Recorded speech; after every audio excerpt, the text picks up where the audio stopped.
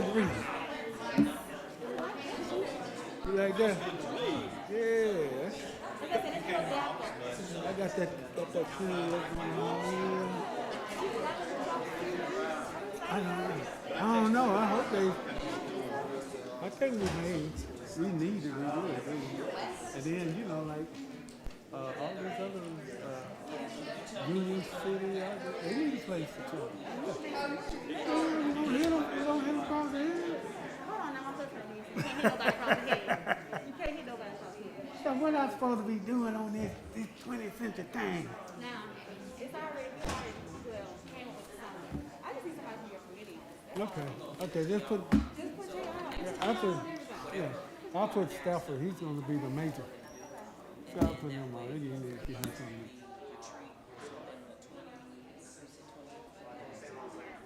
That last Thursday and Friday in January is our council.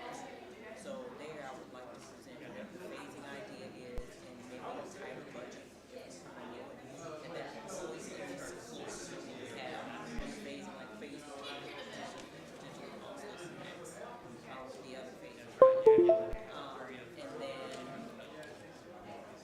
so whatever we need to work out with and if we need to have time workshops out there, we can do that too.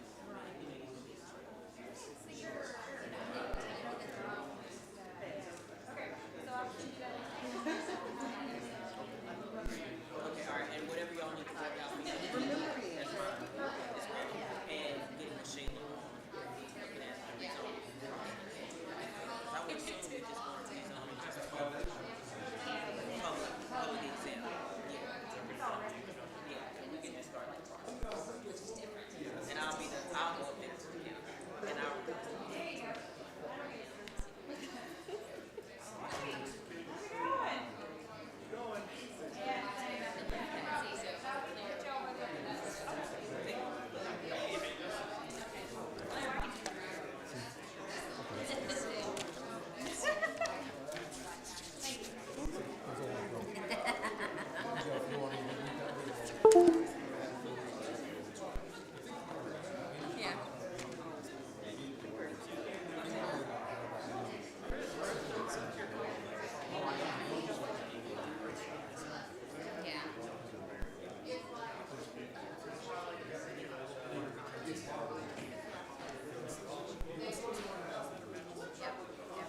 So, but your comment about the door seat, right? That down seat,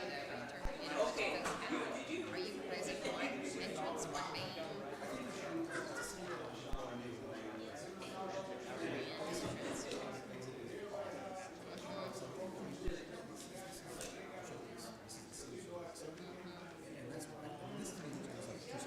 This one was built in the 80s and became an ag garden in 2005. We're trying to get it to 2024. Are we going to be occupying 2024? Yep. Yeah, but it was like historic. Okay.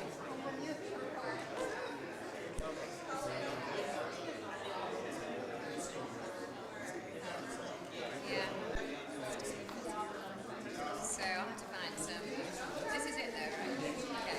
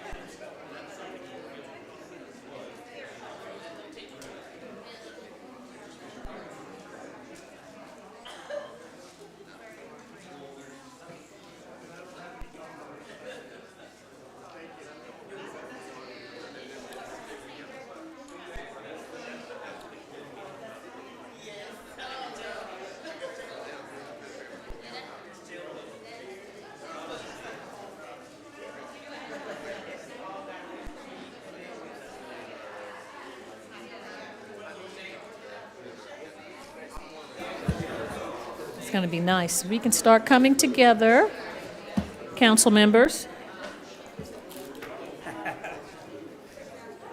Hey, I didn't realize you took the notes down.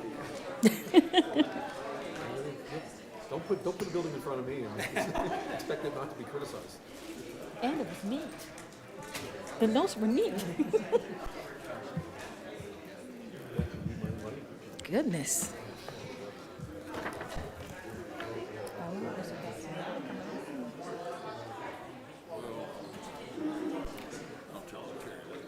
Oh, you want to?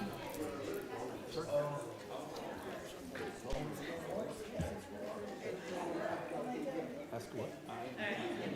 Pay, I am paying.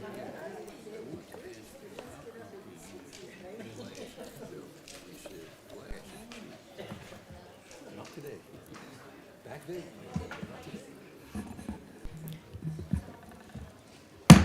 We'll call to order the City of Douglasville City Council Legislative Work Session for tonight, which is Thursday, November the 17th, 2022. We'll have our invocation by Pastor Reverend Dr. Francisco Hartley of the Poseyville United Methodist Church. And after that, we'll have the Pledge of Allegiance by the Mayor Pro Tem City Council Member Terry Miller. Please stand for the invocation. Good evening, Madam Mayor, City Council. This Sunday is Christ the King Sunday. It marks the end of the liturgical year for the church, but it's the Sunday that we celebrate the King of all kings, the ruler of all rulers, and our one and true leader of this country who, in this world, who came to earth, walked on this earth, and set example for all of us to live by, and that is Jesus. And so as leaders, whenever we make a decision, we should turn to him for guidance and wisdom in our decisions. But I also like to say, I hope you all have a happy Thanksgiving, a happy holiday season, and a wonderful Christmas. Let us pray. Gracious Heavenly Father, Lord, I just thank you for this beautiful day that you have given us. And Lord, I just ask that you bless our city council and our mayor, and you bless the leaders in our city and in our towns, in our country, and this world, Lord, that we can all turn to you and look to you for wisdom and guidance. And Lord, I just ask blessings upon Douglasville. I ask blessings upon those that have come. And Lord, I just thank you for all you do for us. And we pray this in Jesus' name. Amen. Allegiance to the flag, United States of America, to the republic for which it stands, one nation, under God, indivisible, with liberty and justice for all.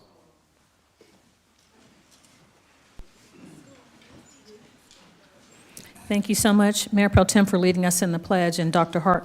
Hartley, we appreciate the invocation and the prayer that you've extended to us.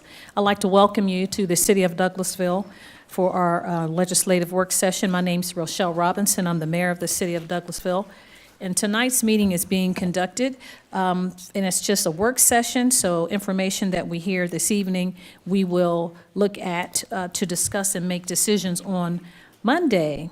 So we are just here to hear the information and deliberate and take it into a work session format. This is not an official voting meeting.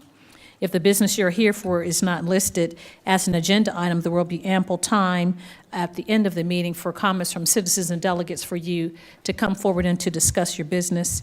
I'll just go over a few protocol issues, and we will jump right into the agenda, which is printed outside, hard copies, or you can follow us on the screen above. This is a work session, again, where agenda items are presented for discussion and no official action will be taken tonight.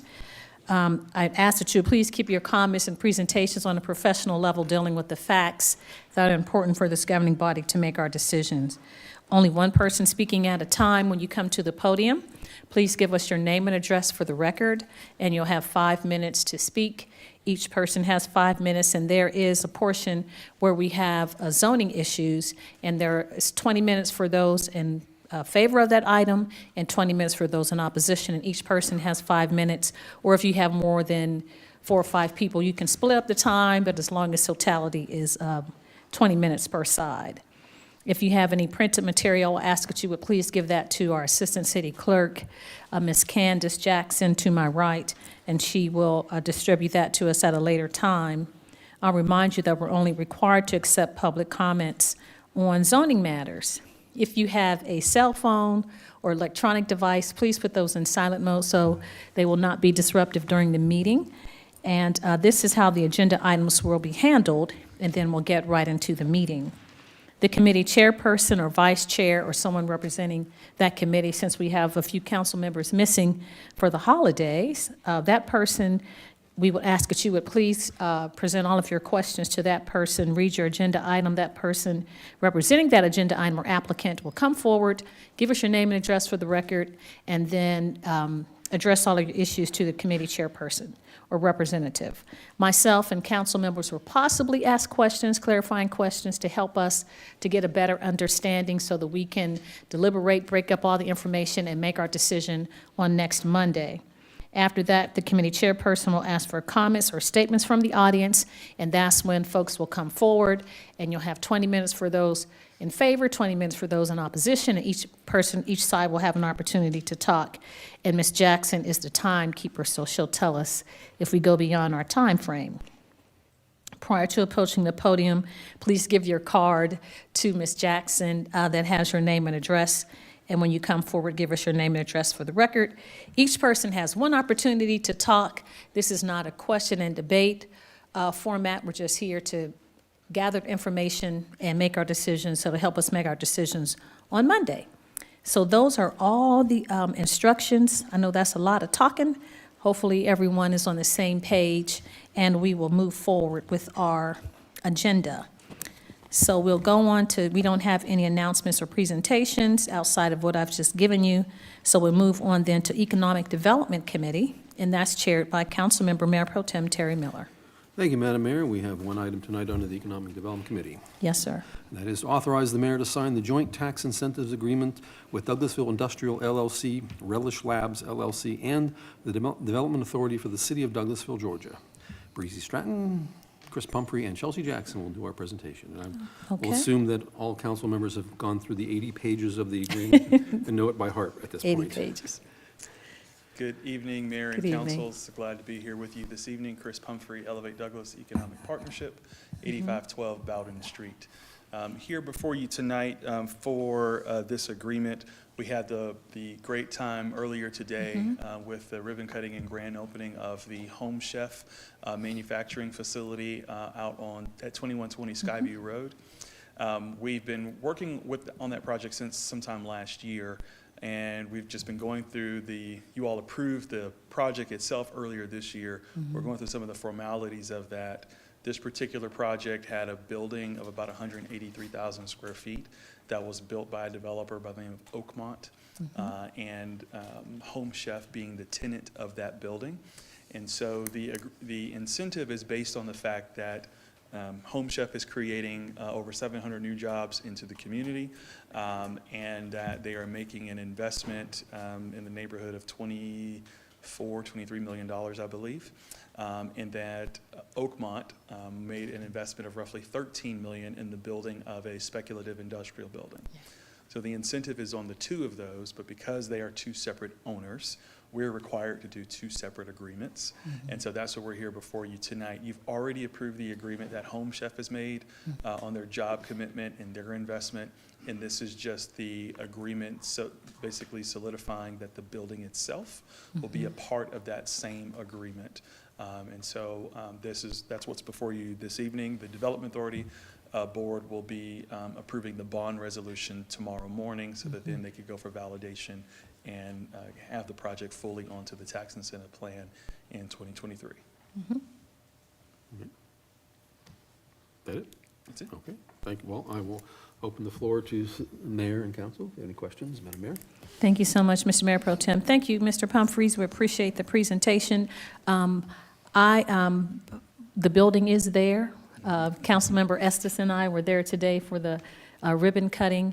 And of course, I'm going to put him on the spot again and say, if you wanted to say anything about the building, since this is the agreement for the building. Sure. Yes, we had a great time at the ribbon cutting today. It's an incredibly impressive facility, and the people that are running it and working there are equally impressive. I think they are a fantastic addition to Douglasville. Yes, sir. And that's about it. It's great. So thank you, Chris, for helping bring them. Thank you. Thank you so much. Thank you, Mr. Mayor Pro Tem. I just wanted to have Councilman Estes in his ward, and it was a great time today, and it's cold in that one Very. area, but it was really nice to have, to see Home Chef and Kroger, and of course, Home Chef, they do the preparatory meals that they Instacart, and you can go to Kroger and pick up salads and all of that. So they were saying that I think they do 1 billion a year or something all over the world, and 1 million. So it was, Yeah, those some numbers big were just phenomenal. 100,000 families a week, I believe, is what they said. Isn't So, that and all the meals crazy? associated with that, yep. Yes, sir. So thank you so much. That's all I have, Mr. Mayor Pro Tem. Thank you, ma'am. Madam Mayor, any other questions from the council members? Okay.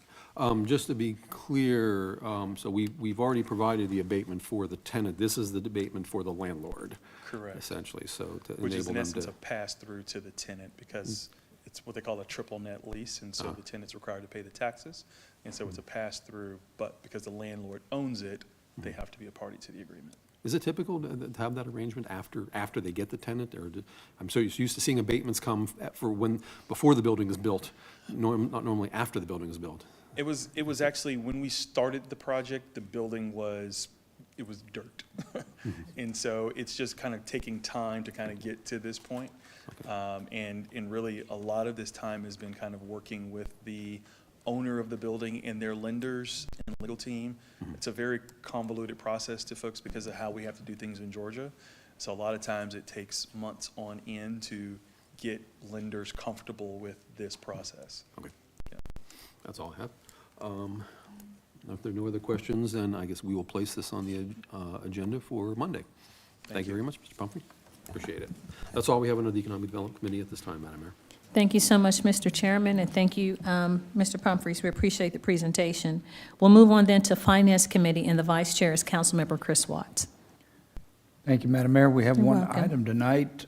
Authorize the mayor to execute change order number 7 with Ray Lynn and Associates, Inc. for the Douglasville Downtown Amphitheater Green Space construction project for material costs escalation and existing storm line replacement and other changes to the storm line infrastructure, unsuitable soil remediation, additional demolition, and rock blasting services. And I believe Mr. Thompson is going to handle this. Yes, sir. Good evening again, Madam Mayor, Council. Good evening. Marcus Thompson, City Engineer, 6701 Church Street, Douglasville, Georgia. I just want to reiterate that the change order before you tonight is a combination of the material cost escalation, the storm water pipe replacement along Church Street, suitable soil remediation, additional demolition services for the existing bridge structure, and additional rock blasting near the placement of the proposed cistern that was recently installed, and other utility pathways. I do have Steve Morrow with CPS, our program manager, here to explain these changes a little bit better than I could for you tonight. So I'll defer to Steve Morrow.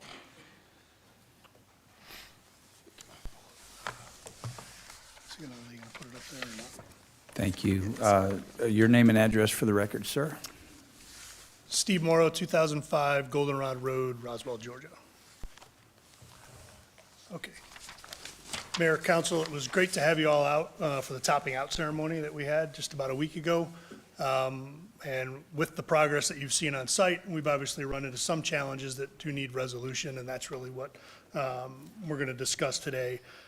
So I think in front of you, you've got a copy of a short presentation that I put together that kind of walks through each one of these. And quickly, I'll go through them, and if we've got questions or you've got questions as I'm going, please interrupt me. But first up was the price escalation. So just briefly, as the bids went out, the contract was selected.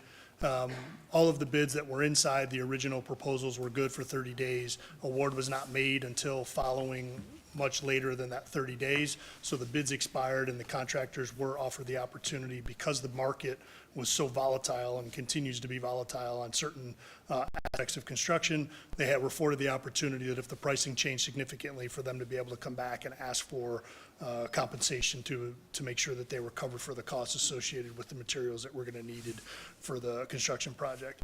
We have a mountain of data to be able to support each and every single one of the items that they've asked for, down to the detail of what they were asking for the price on bid day, the backup data that shows what their new prices were and how it was supported based on what the market conditions were providing. So for each item that's actually in there, you've got that backup data that we can either go through if it's needed, or if anybody needs to go into any item or wants to in any depth beyond what we're covering tonight. So that covers the first one. Second one, I did attempt to just draw or have a picture there to give you an idea, but right along Church Street, there was a storm line that I don't think was originally understood was there, and if it was there, we believed it was to be much deeper and in working condition. Once we cleared the site and started to clear the area, we found out that the storm line was actually very near the surface, and once we cleared the dirt away, we found out that it was in complete disrepair. So the only way for us to be able to go through and have that piece of storm line, which is required for us to be able to move the water through the site, we worked closely with WSA. We looked at exactly what needed to be done. They came out and helped us to understand it. Finally, it was determined, take out the entire storm line, get it down to the depth that we need it to link up with the existing storm systems or the new storm systems that we're installing, and replace that section of storm line along Church Street. And that's the red line there. It's a little, I know that's a small drawing, but there's a long stretch along Church Street there that connects into the new storm lines that we're installing. The next one, a little bit more difficult to try to explain or show, but on the site, we originally had storm lines that were going to connect and go through a certain area of the site. On that drawing, you're going to see that yellow or the red circle that I've got there. That's the largest area on the site where we found a lot of the rock that we're going to talk to in the next couple of changes. But that area, that storm line was supposed to run through there. In order to avoid having to blast out or remove that rock, we had asked the designer, the civil engineer, to redesign the system so we could avoid that rock. And what they came up with was our ability to be able to eliminate that section of pipe and capture the water in a different way and avoid having to remove that rock from the site. And that's what this change order does, is it changes the work that needed to be done in order to reroute the water so we didn't have to deal with removing the rock from the site. The next one has to do with soil remediation or unsuitable soils. So in construction, our ability to be able to place a structure, which includes utility lines, on soil, the soil needs to be able to support whatever it is that we're putting on top of it. And the type of soil that we find in the ground and the compaction level that we can achieve to make sure that it can support whatever we're putting on top of it gets measured by folks in the field. There's certain tests that are run. We have a special inspection firm that goes out there and verifies if the soil is at the capacity that we need to be able to put whatever it is that we're putting on it. And in this case, we found unsuitable soils in a couple of different locations that required us to not achieve the compaction that we needed. So that soil needed to be dug out to a certain depth, and then it needed to be backfilled with what we call structural fill or a different kind of stone, whatever was determined by the special inspection firm to be able to sustain, making sure that whatever we were putting on top of it would support what we needed. And these two areas, or this particular one, talks about the removal of all of that soil and then replacing it with the soil or the rock that we needed to be able to support the storm lines or the new water line that needed to go in along the back of the property.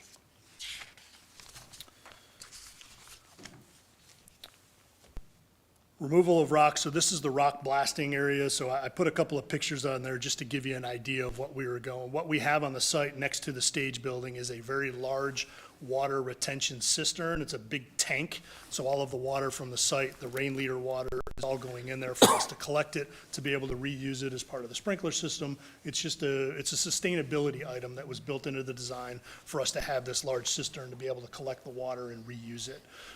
Well, as large as that is, I'd say the tank is probably, it's 15 by 24, and I think it's at least 10 or 12 feet in height. So think about the depth that it needs to go down, and as we started to dig down, that's where we found the rock. And the only way to remove the rock is to actually drill, put explosives into it, break it up into chunks, and be able to get it out of the hole so that we could put the cistern there. We looked at many alternatives other than having them remove the rock, because that is the most timely and costly way to do it. Could we relocate the cistern? Could we do something else with it? Because of the size of it and the site, the restrictions that we have, there was just no other way for us to be able to fit that item into the site to continue to have the sustainable feature of having the cistern without taking the rock out of the ground and then placing it in. And then as we place the rock in, we then have to create the new bottom or the new surface that the tank actually sits on, which is filled with rock, and that's what covers this entire aspect of that change order. Did I skip one? That's it.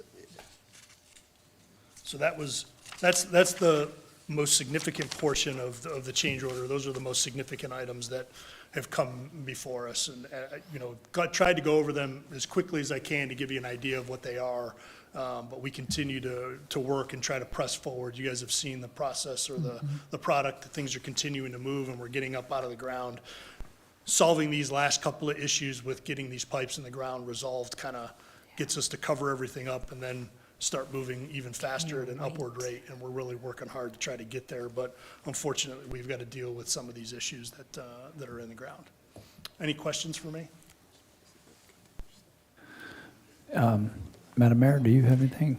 Very quickly, thank you so much. It's good to see you again, and thanks so much, Steve, and our city engineer, Mr. Thompson. And I know we've gone through this before, and of course, it was uploaded for council to look at, and I just wanted you to, I know it's already done, but just to give them ease that you've spoken with WSA about all of these things. And of course, the cistern, I was thinking, how come you just can't put it on top of the rock? You got to break up the rock. But anyway, all that. So thank you. And we did. And the working relationship with WSA is great, because we did run into another issue recently where we passed to them. They've helped us come up with a solution and work together with it. So that's been a great working relationship with them to help us solve some of these underground issues that we've got out there on site. Yes, sir. And then the first change order that you talked about with breaking up the rock and putting it in that back area, is that been remedied as far as, I mean, if we're talking with some, I don't know who we're supposed to talk with, the Bear Group? Not yet. We're waiting for the developer to just give us the final answer on that. That's right. We're just waiting for a response. And as soon Okay. as we do, then I'll be able to bring that one, that one's Oh, pending we haven't right talked now. about that one No, yet. that one's Okay. pending for us to be able to do that one, not Okay, I yet. thought I saw that in the, when you were No, talking I about think breaking up the rock what you before. saw there was the photo or the drawing that I had that had the blue area. That's, remember Yes. when I came the first time, I talked about the new water line that Okay. needed to go? Yes, Well, the sir. soil that water line needed to sit on it wasn't suitable in that area for the Mm-hmm. soil that was there, so we had to remove it and replace it with good stuff for that water For line, that and that's the water area, line. that's what that blue line, but it's in the same area that you're Okay. talking about, because at the bottom of that slope is where all of that rock and Rock other needs to debris go. is that we want to be able to determine what we're going to do with it. Okay, thank you so much. Thank Yes, you, ma'am. Mr. Vice Chair. Mr. Thompson, so the total for this change orders, if I'm reading this right, is $918,000. Yes, and I just want to point out too that we do have a healthy contingency, and this is this cost that you see will be coming out of our contingency. So the contingency will cover this change order? Yes, sir. All right, thank you. Yes, Mayor Pro Tem? Thank you, Mr. Chair. On the PCO number 27, can I assume that we did get a deduct on the line that's not being put in? Was that, because I know So sometimes that can be. Yes, sir. And actually, this particular one has subsequently changed yet again, so there's yet another deletion, but for another modification that needed to be made, because we got so far with this one, and then we ran into another issue with our ability to be able to collect the water and send it. So yes, the deletion, everything associated with the piece of pipe that didn't go in the ground was accounted for. And this was only covering the part that did change, but then we only got so far. So in the next one, we've deleted out yet again to add in to be able to do the next civil engineer's change, which is literally just getting finalized now. We're waiting for WSA to put their stamp on it so that I can finalize that one. I've seen contractors somehow forget that No, he does and every it once in is, a while. it's the first question or first item I look for is to make sure that those items are coming back that were not actually installed. The other thing is on number 34, on the rock removal, how did that not get picked up on the geotechnical borings? Is it just such a small area? Another great question. So typically, in my experience, what we focus on when we're doing the soil borings or the soil analysis, typically within the foundations of the buildings that are either getting built or getting put on the site. You could do a grid pattern across the entire site. It's money that typically is not well spent, because if you're not putting a structure of some kind there, then usually the soil analysis is not really that important. In this particular area, this sits off the side of the foundations of the building, so it was in an area that probably was not particularly found. But I will also mention that the staff did put a contingency or a healthy contingency on this project, knowing that this site did have some amount of rock that was going to be found, that we were going to try to avoid to the best of our ability, like we have with the storm line. But in some cases, it's right where we need to put something that there was no other option for us to deal with it. Frankly, I'm surprised we didn't find more rock. So there is quite a bit more, but fortunately, as we found that vein and continued where we've avoided using it, we know kind of really right where it is, and there is nothing else of any magnitude in the ground that needs to go there, so we're avoiding it at all costs. And are there any other concerns of any other diggings that's going to have to happen that we don't know yet as far as where So rock could be? we are at the end of digging. We've got a couple of these other issues, as I mentioned, that we're still kind of dealing with these storm lines, just to get them finished. But I've told everybody, I am working as hard as I can to get us out of the ground, and as soon as we resolve these remaining issues and we're out, then I don't want to have to talk about soil, dirt, or rock for a long time. Nor do we. Okay, thank you. Thank you, Mr. Chair, that's all. Yes, yes, sir. Any other questions from council? Yes, Madam Mayor? Okay, I'm not repeating, like I told the citizens, they can't keep coming back. This is not a question, just a statement. I don't want to keep coming back to this either, Mayor. I know. But if council wants to just see something that Steve has to overcome and recently been successful with coming out of the ground with rocks and stone and dirt and all that, is at Kennesaw State. They just finished the new dorms across from my daughter's old. She was like, I can't move into new dorms, but they're really, really nice. I mean, it's a beautiful project, and I know in Kennesaw, this Kennesaw Mountain, there's a lot of stone, rock, dirt, all of that you all had issues with, but it's a beautiful finished product. But great example. So At not a Kennesaw State cistern, but we University. had underground water retention on that project that was 30-plus feet below. And we ran into rock and had to do the very exact same thing. We had to drill it out, blast it, and get it out of the site so that we could get our water retention underground where it needed to be. Oh, very good. I didn't know you had all those issues, but I know it's difficult topography. It is. At Kennesaw State is very hilly there, so, Yes, thank ma'am. you. Thank you, Ms. Vice Yes, Chair. ma'am. Any other questions from council?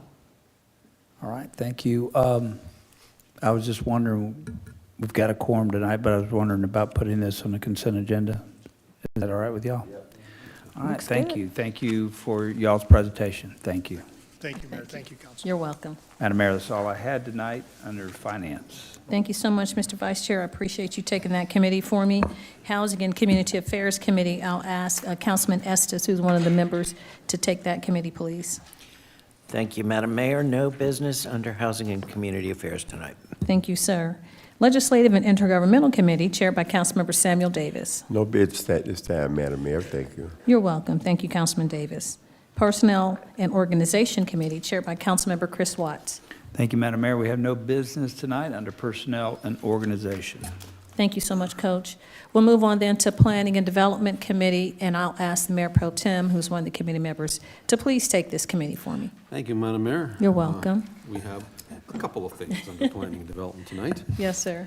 The first item is to hold a public hearing and consider a request for a change in zoning from PUD, which is a Planned Unit Development District, to LI, a Light Industrial District, for approximately 95.11 acres located on Riverside Parkway and Land Lot 169, District 1, Section 5, Parcel 4, Parcel ID number 016901500004. The application is by Edge Connex Real Estate Acquisitions, LLC, in care of Edmund Wilson, and Ms. Shayla Reed will provide a presentation. Thank you. Okay.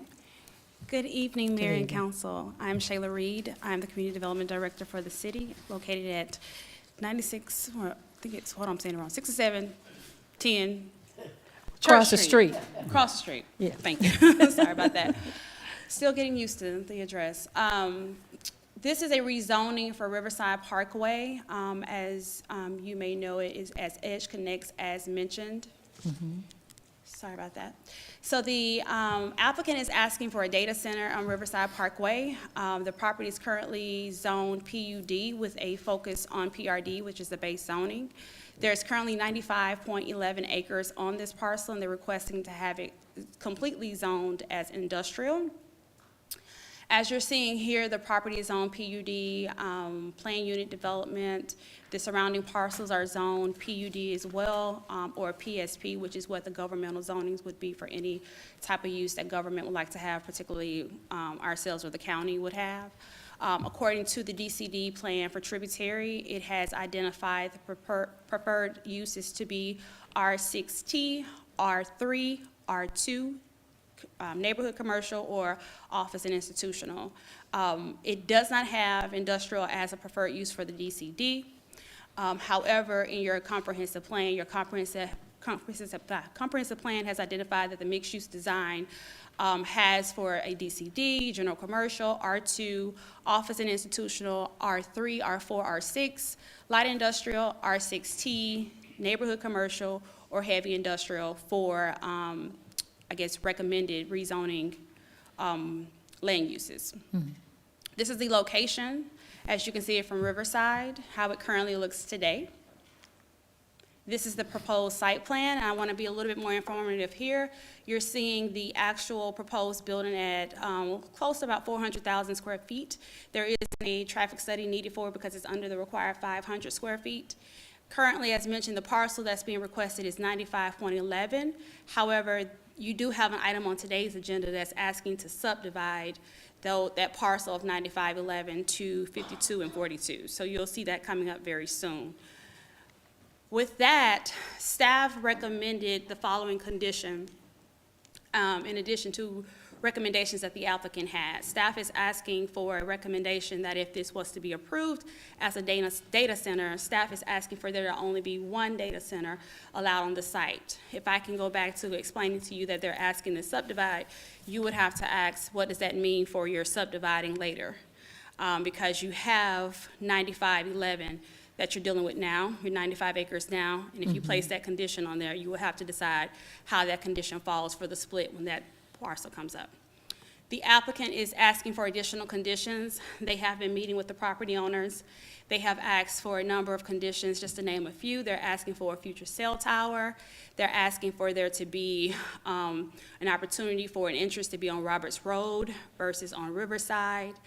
They're asking for an electric substation to be located on the site. They're also asking for there to be a consistent entrance on Riverside, as we mentioned before, and then the full cost of installation for substation charging stations. And then lastly, of course, a funded trail for parking. Lastly, the Planning Commission at their November 1st meeting recommended denial of this application. That concludes my report.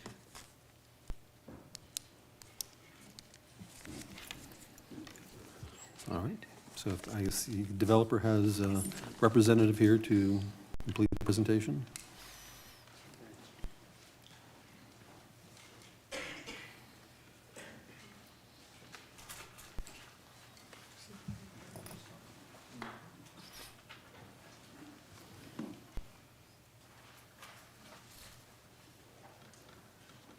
On our public hearing. Mr. Chairman, good evening, everyone. Joe Fowler, Post Office Box 489 in Douglasville.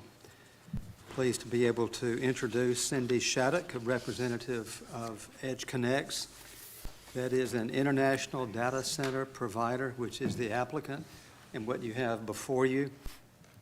The company is actually headquartered in Northern Virginia, but with other locations in Singapore and Amsterdam.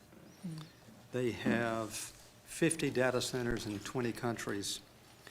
As she will explain, those data centers are across Europe, Asia, North and South America.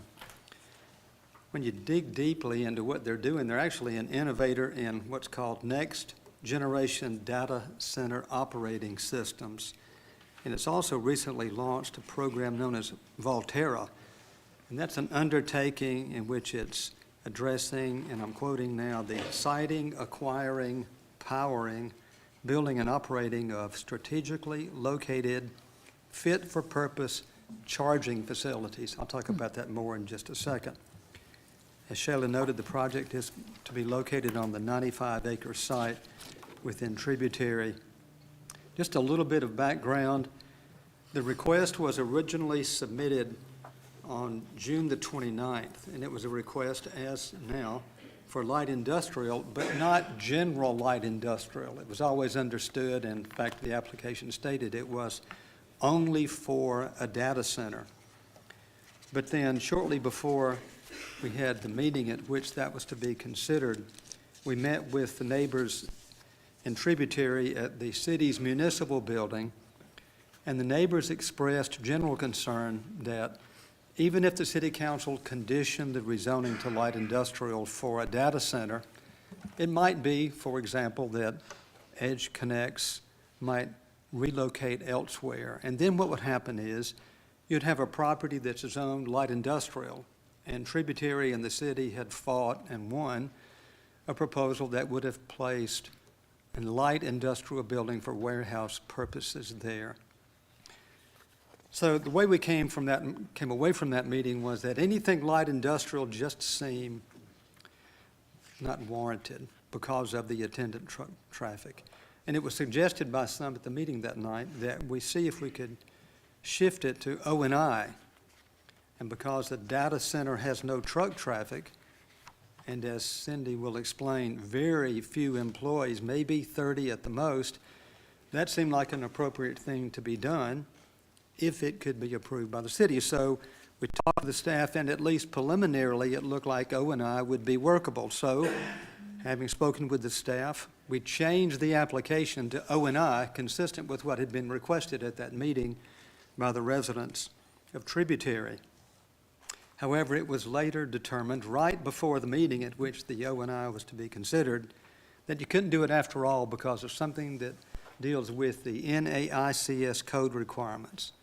And because of that, we refiled to light industrial, but again, conditioned only for the data center use.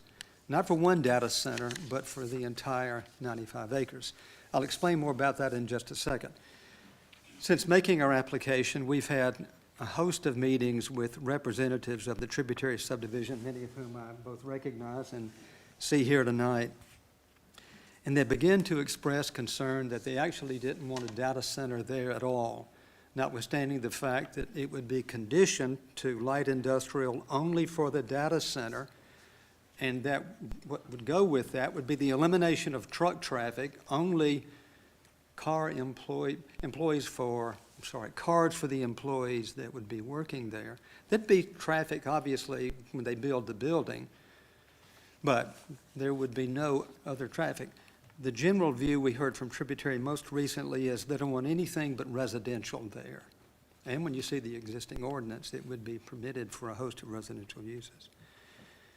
However, we think there are good reasons to do this as a data center based on the application that you have before you. First, as I just mentioned, there's a traffic study before you that I hope you have a chance to review between now and Monday that points out this is a very light traffic use. As I just said, essentially no truck traffic at all, especially after construction is completed, with only that small amount of employees that I noted. Secondly, your comp plan is perfectly consistent with this use. There's industrial in the area, as you know, across the street, and you can see it before you with McMaster-Carr, Kihei, up and down Riverside Parkway. This is a significant movement away from generic light industrial. I know those two letters are like a four-letter word to everybody, and I can understand that, but this is an $800 million investment with essentially no traffic, no school children, no impact on utilities, law enforcement, and so forth. It is, with all due respect to our brothers and sisters in Tributary, this is an extraordinarily good use for the city.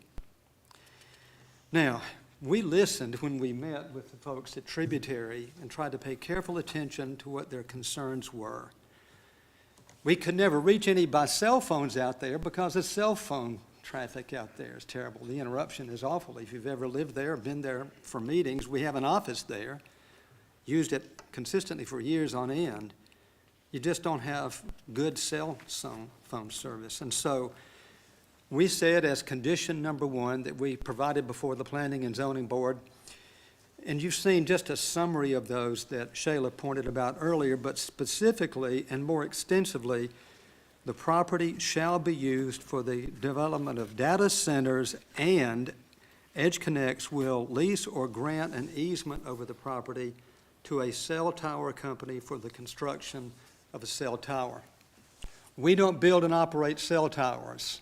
If they have data needs, we may take care of those, but we don't build and operate cell towers. We have not at this point contacted a company to say, can a cell tower be on this 52-acre tract that we are acquiring?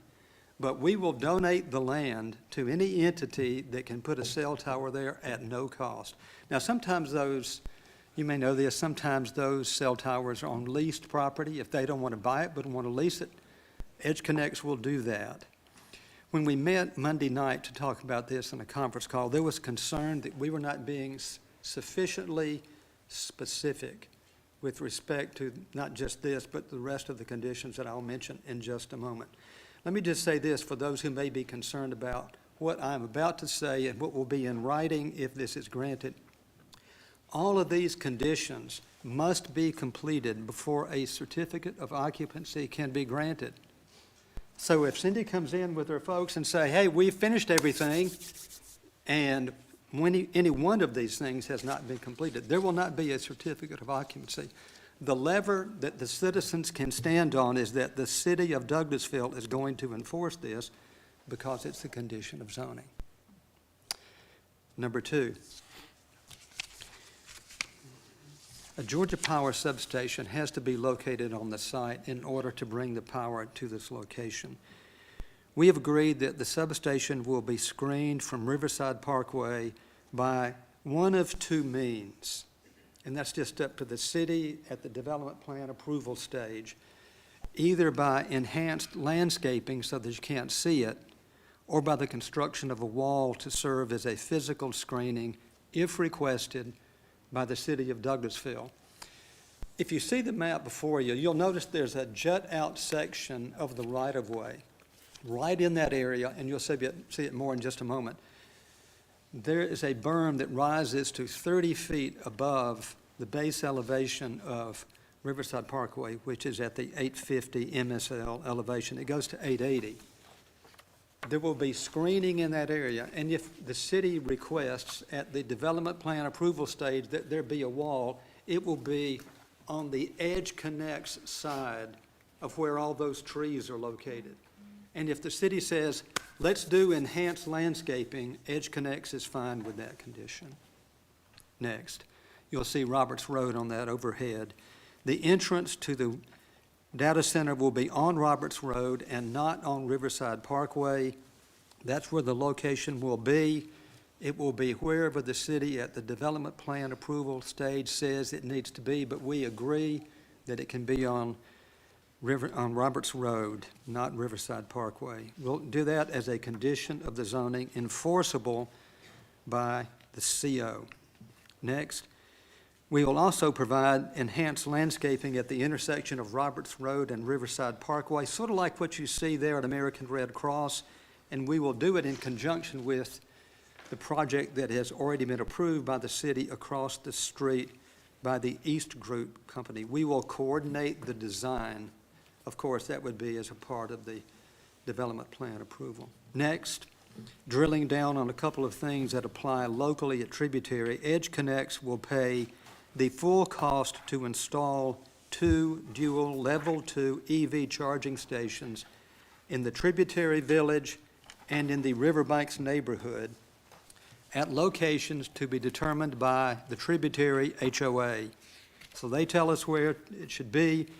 EdgeConneX will pay for it, and furthermore, they will donate $5,000 as a fund for the future maintenance of those charging stations. That was not in what I initially provided to Shayla.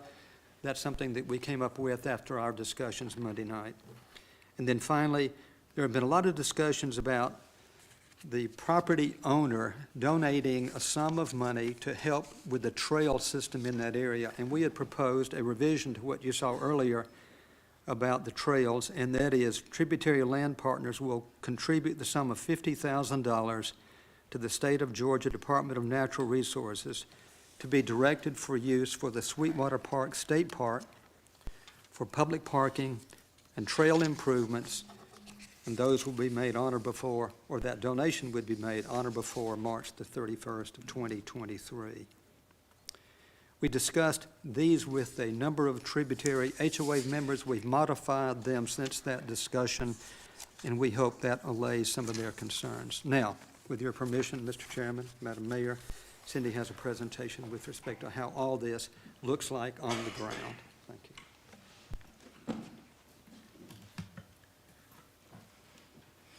Good evening, Mayor and council members. I'm Cindy Shattuck, 2801 South Ogden Street in Inglewood, Colorado. I am a representative of EdgeConneX. I'm a property site development manager.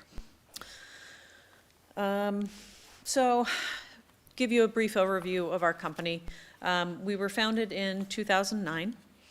We built our first data center in operational in 2013.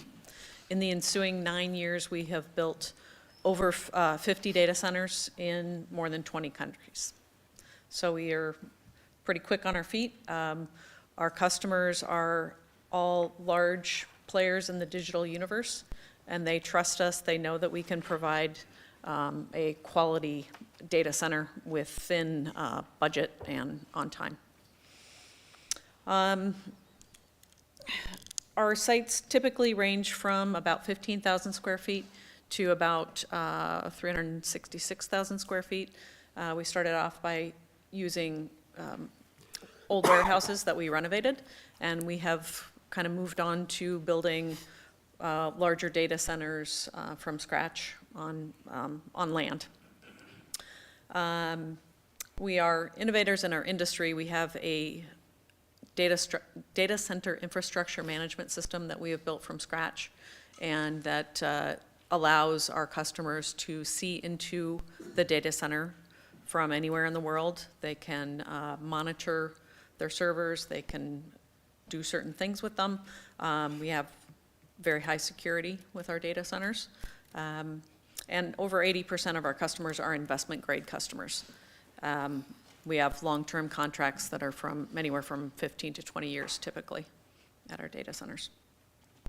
In 2020, we were purchased by an investment group, private investment group called EQT. They have a global base, and they have indicated certain cities that we are likely to be building speculatively in. And Atlanta is one of the areas that was mentioned as a high-growth opportunity. And this is why we're here today, because we are looking to build additional data centers. As you'll see as we go through some of these slides, we already have data centers in Atlanta. So these are the yellow dots on the map here are some of the places that we currently have data centers in. We started out in the United States. We've expanded into Europe, Asia, South America. These are locations in the United States. Here's an example of the types of buildings that we have built in the past. As you can see in the upper left-hand corner, we do have 2 data centers in Atlanta proper, right on the Beltline. And then this just kind of gives you a view of what our data centers have looked like. The 2 data centers that we have currently are on Donnelly Avenue on the west end. We started off with a 30,000 square foot building in 2015, and both of these existing buildings that we renovated. The second building is 100,000 square feet just down the road from our first one, built in 2019, and we're here to talk about the third one. These are the same photos that were in the previous one. This is our Atlanta O2 building, right along the Beltline. So for this project, we are expecting to spend about $400 million This will be built out in 2 phases. So $400,000 for the first phase, $800,000 total. The building's footprint will be about 350,000 square feet on that one parcel of 53 acres. Class A design and construction. The building, which I'll get to in just a second, it's built in an H configuration, and the middle part will be a office and storage area. Joe's already talked about the entrance off of Roberts Road. Georgia Power, we've been in constant conversations with them about what our requirements would be and how to best do that. They would like to build a substation on the property there on the northern end. All elements would be screened. The trash, any of the mechanical elements that we have. I've discussed our infrastructure management system that allows for remote management. We did start our company by building something that could be completely remotely managed. So if there are hurricanes or any inclement weather, we can still function without actual people being there for a certain amount of time. And we are also a founding member of an organization called Infrastructure Masons, which helps bring new talent into the digital industries. And we have many different initiatives going with that. So there's a link there if you'd like to learn more about that.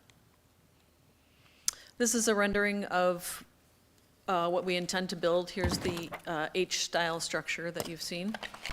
So Riverside Parkway is up on the right-hand side there. And this does not show the substation, but that would be between the building and Riverside. And here's a site plan, which you saw previously in the prior presentation.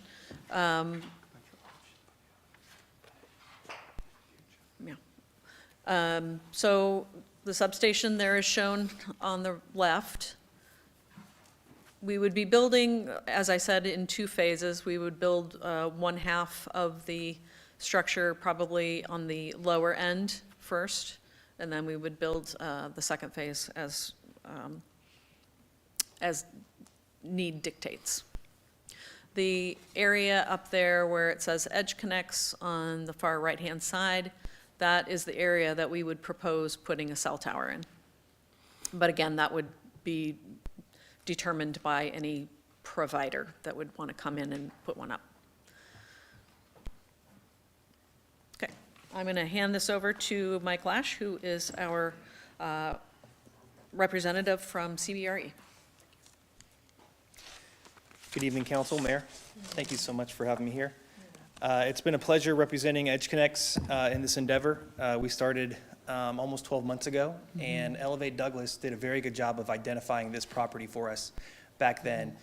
They did explain the history with the projects that were there before, as far as the industrial use that was wanting to go there and how that would cause a lot of traffic. And so we were delighted to bring a data center use to the area that would hopefully be conducive with what the community is trying to accomplish for this spot. This is a quick slide showing you what the rationale is to support the rezoning. As it's already been mentioned by Joe and Cindy, this is a massive capital investment for the community. $400 million for the first initial phase, $800 million for the full 95 acres. The low impact on the schools, fire, safety, and of course the roads, it can't be understated. These things really do pay for themselves. There are quite a bit of construction jobs that do come with the builds, and even though there's not many full-time jobs afterwards, they're very high-paying jobs.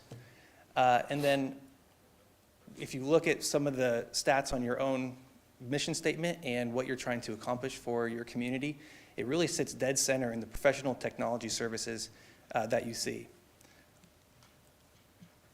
Elevate Douglas does have this on their website as well, showing that data centers are a great use for the community, and we want to stay within the guidelines of what they're wanting to see here for their market. To give you an idea of what one of the other things that Elevate Douglas pointed out was the surrounding uses in the area and what those are today. You have American Red Cross, you have which has a blood manufacturing plant right near the property. You have McMaster Car, which is a e-commerce distribution center. You have Keehee Solutions, which is also a type of distribution center. And then you have East Group, who is proposing 2 spec-built industrial buildings right across the street from Roberts Road. As you can see, these are all the neighbors that EdgeConneX would have, along with the sewer plant down in the lower left. Here's the traffic study that does show some scenarios. The first scenario, it's the maximum build for the 95 acres, right? So you can fit maximum to code, not that this would actually ever happen, but it would be 570 multifamily units. Our proposed use for the full 95 acres, not just for the first phase, would create 722 daily trips. And that's a pretty liberal number. It's probably going to be a lot less than that. And then if you look at the delta, it's a significant difference of over 3,000 daily trips. Now, if you look at a more realistic idea of what could go there, very similar to some of the community apartments that are coming up around the area, and put in the middle, there's a 300 multifamily unit daily trips of almost 2,000 trips.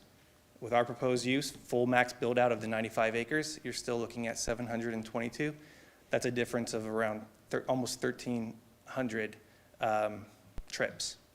And then just to kind of give you an idea, there are significant apartment complexes that are coming up around the area within a 1 to 2 mile radius, which will add quite a bit of daily trips of around 8,000 total trips with all those projects. This can't be stressed enough, what Joe was alluding to, the look and feel of this building. We want it to be almost, imagine a nice high-grade healthcare facility. It's going to be very beautiful for the things that you can even see from the street. There's a huge buffer that allows it to be off of Riverside and away from the community. Very great architectural design. EdgeConneX does a phenomenal job of building and have great product versus some of the other uses that are out there. Here's another shot of basically what those viewpoints look like from Riverside Road. And again, between what Joe was mentioning about the berms being protected, making sure that the setbacks are there, along with the tree buffers that are going to stay in place, along with any screening that is requested and required by the city. Our hope is to keep the natural aesthetic of what is there today. And then, as you can see as well, where East Group is planning on building their 2 industrial sites right next door to us. The natural berm, the buffers, once again, the goal is to keep everything to where when you're driving down there, it keeps the natural aesthetic of what it looks like today.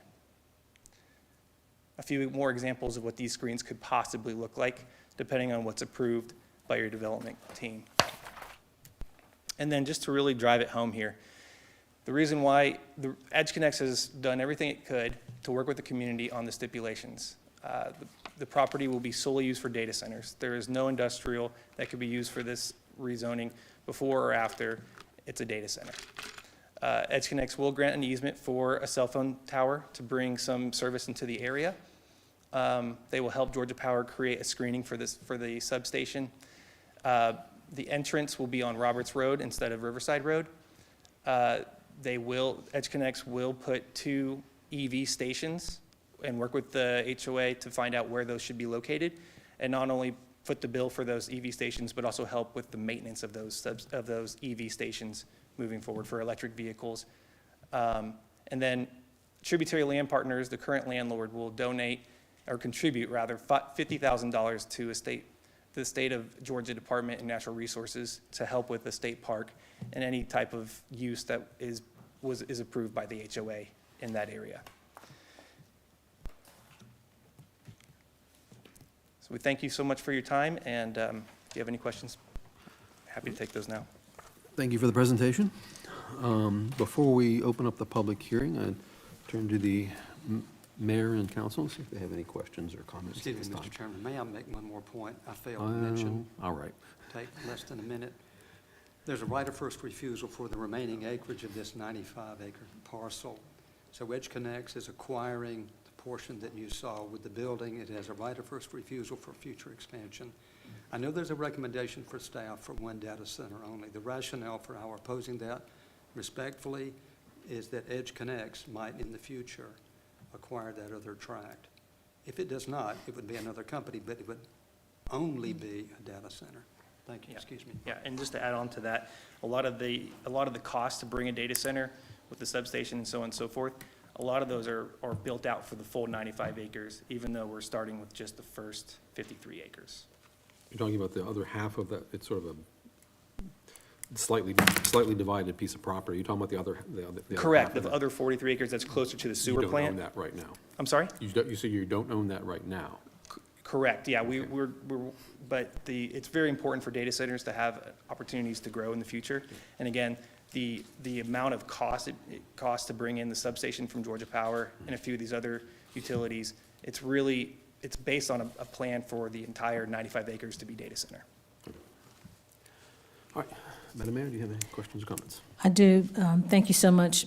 I appreciate it, Mr. Mayor Pro Tem. Thank you for the presentation. I do have a question, and it is just directed at probably our legal or city manager. Attorney Fowler mentioned something about a NAICS, which initially, of course, it's R6, and it's in the PUD, and we went to light industrial, then O&I. What were those code requirements? What does, Mr. Reed, you make me answer as well, NAICS, what does that acronym mean, and why was it considered that that was at one time a viable option and then changed that it was not? Okay, so we kind of nicknamed that code to be NAICS. NAICS is a National Association of International Codes. Okay. What that is where when there's a business license given to a property, we use that code to assist us in translating the use in the zoning code to the business license. Okay. And so with that, when staff is receiving a request from an applicant for a business, your zoning code tells me to go to that particular NAICS code to find out the definition. So the original request was a NAICS code that was not more so a data center, it was more so of a design software. Okay. That's the one that was being requested on the second term that he was mentioning. But when the staff report came about and the research that was necessary to do a staff report, it was found that that was not the proper NAICS code. The applicant was informed, and so they withdrew that application and came about to go back to light industrial, where your traditional data centers are defined. Okay, so June 29th, when the initial request was done, it was for a design software. For the first one, it was light industrial for the correct industrial. one, and then they withdrew that after speaking with the residents, and then they went into having the second NAICS code, which was more so for design software. Staff reviewed that application and found that that was not the proper NAICS code. They withdrew Okay. that application and came back to light industrial. Because it's a PUD with an overlay really of residential. Residential R6, R6T, R4, Yes, so the site, R. yes, ma'am, the site has a R6, that is more so apartments for that particular location. So that's what's currently zoned there for now. Okay. And then I had another question about the tower, and this is probably directed to Attorney Fowler. You mentioned something about the feasibility or possibility for a tower to be leased, a cell tower on the 52 acres.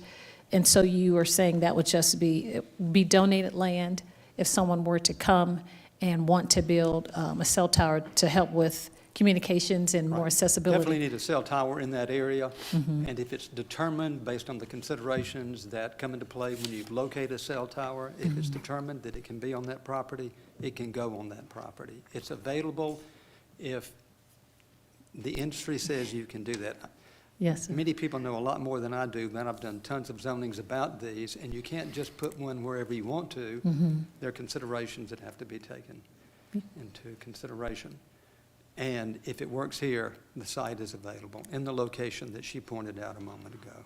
Yes, sir. Now, City Manager, I know we're in the middle of SDS, so we have to tip lightly, like really walking on water with the county. But is there a cell tower that's slated to go in that area for E911 or fire department? You may be referring to radios. I'm referring to radios. Never We're mind. covered on This is to get radios. on the cell phone. Yes, and- ma'am, we're okay. covered on radios. Okay, I've SDS going on in my brain, so service delivery agreement, so I apologize. Thank you so much. Thank you. Thank you, Madam Mayor. I'll start to my right with the ward's representative, Councilman Estes. Do you have any questions or comments? I will reserve comment until I hear from the citizens. Fair enough. Councilman Davis. I will reserve rights until I hear from the citizen. I've looked at the emails that I had got. Okay. Thank you. Thank you. Councilman Watts, any questions or comments?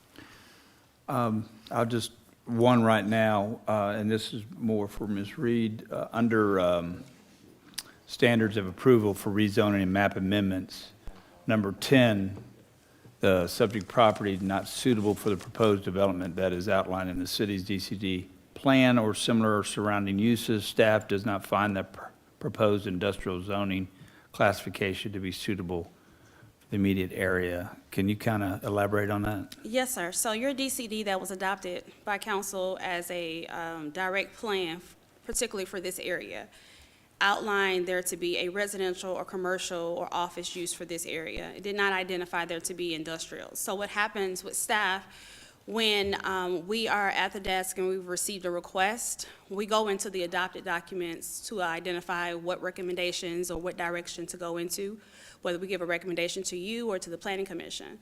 So that adopted DCD that you're referencing did not include industrial as a use. So that statement was referencing the code that was adopted.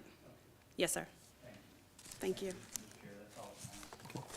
I have one question for our city attorneys, and that is, do both of you feel comfortable with the stipulations that Mr. Fowler had listed, that they are all enforceable if this were to be approved? There'll be conditions of zoning, so to that extent they would be. Okay. Thank you. Mr. Dotson. At this time, we are required to hold a public hearing on this application, so I will not repeat the rules that the mayor had laid out at the beginning, but we do have a timer over there that will keep track of each person as they come up and express their interest or concerns. We will start with those who are in favor, who would like to speak in favor of this particular development. If they would come, state your name and address for the record, and proceed from there. Do not all rush up at once. I'll give it a moment, just in case somebody's slow to get up. Okay. Then we'll close that portion of the hearing and open up the portion of the public hearing for those who would like to speak against this proposal. Please come one at a time. Present the Assistant City Clerk with your card that you have filled out outside of the council chambers, and please come up to the podium, present your name and address for the record, and state your case. Mr. Mayor Pro Tem, as our first citizen comes forward, so what's the timeline on this again? How long do folks that are going to speak against it have total? Total of 20 minutes, 5 minutes per speaker. And split their time up as long as it's 20 minutes in total. Thank you, Madam Mayor. My name is Aaliyah Roberts, and I live at 3219 Blackley Old Road, Douglasville, Georgia, 30135, in the tributary community. With all due respect, Madam Mayor and ladies and gentlemen of the council, I find it disheartening that we find ourselves back in this situation, advocating yet again that the parcel in question remain zoned as residential and not be permitted to be rezoned light industrial. I have a few points I want to highlight before I yield my time to my fellow residents. The current landowners purchased the property in question after the summary judgment by Superior Court Judge, the Honorable Judge David Emerson. They knew this when they bought the property, the history that came along with it, and the community's fight to ensuring that it remained zoned residential, and they purchased the property anyways. And, they watched the community rally together to keep this parcel zoned residential. In the staff report included in your packet, data centers ultimately, requires light industrial zoning and is not consistent with the original intent of the DCD. There is no hardship to the property owner. They can still make a profit on this property as zoned. The problem is that they expect to make a fortune on the backs of the great citizens of Douglas County, and more specifically, those of us who live in the immediate vicinity, while providing no tangible return or value back to the community. I'm sorry, EV chargers is just not quite consistent with a light industrial use of something that could rather be 200 homes that would be added to my community, and 200 additional families that would be added to my community, and to people that I could get to know and to grow and develop as part of the great city of Douglasville. The property is not suited for the proposed development, and that's a direct quote from the staff report. An industrial zoning classification is not suitable for the immediate area. In general, I work in risk management as a profession, and this rezoning is too risky given that it opens the door to other light industrial uses should this conditional deal with the data center fall through. While yes, we can put stipulations on the zoning, but it still makes me, as a resident in the vicinity, uncomfortable with a rezoning to light industrial. Thank you.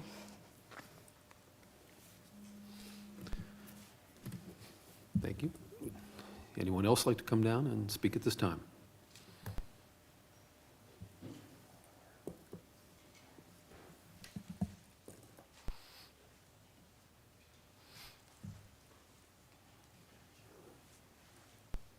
Madam Mayor, my name is Fielder Roberts. I'm her husband. So live at 3219 Blackley Old Road, Douglasville, Georgia. So I'm the treasurer for the Tributary HOA. We have had several meetings with the developer, as they did mention. However, a couple points of contention here. We did not meet on Monday. We met on Tuesday night. The phone call for us to actually have a time frame to meet came in after hours on Friday, November 11th. Leaving the community less than 4 business days to actually get questions, talk to our constituents in the community, to then get to a meeting. So every meeting we've had with the developer has been rushed. It's been their timetable. It has not been, let's find a day and time, let's get people in there. Also, during the meeting, half the things they discussed today of, here's new benefits, here's what we're offering, they were never discussed. We never got past item number 3 on the 6 they've presented to you guys here today. So having said that, and also talk to our neighbors, this is not something that the neighborhood can wholly support. We're vehemently opposed about it. This is not something that's going to add value to our community or add value to our neighborhood at all. Past that, has anybody been to Highway 5, to that Home Depot store? If you have, that store is 102,000 square feet. The building they're talking about is almost 4 of those buildings right there. And it's just part of it. So that's a large parcel that's being taken up by a data center on that property. And then if they expand, they're going to have another one just as big right there. And I get the argument that there's KeyHe across the road. There's McMaster-Carr across the road. There's the East Group going in. Guess what? We didn't oppose those because that was already zoned for those intended purposes. Granted, KeyHe and McMaster-Carr supposed to be a golf course, but those are approved uses in a golf course, apparently. But the East Group was already supposed to be a mixed, office or that type of industrial development right there. It's part of the office park. We didn't oppose it. We were here for months and months opposing IDI. As soon as East Group came to you guys, we weren't here. We didn't oppose it because it was a valid use. It was already approved. This rezoning, we do not approve. So I oppose this, but also everyone of my neighbors oppose it that I've spoken with. And there's 760 homes in our community. You put this in there, you're cutting off about 350 of them at the other end of Riverside. So, thank you. Thank you, sir. Would anyone else like to come down and speak at this time?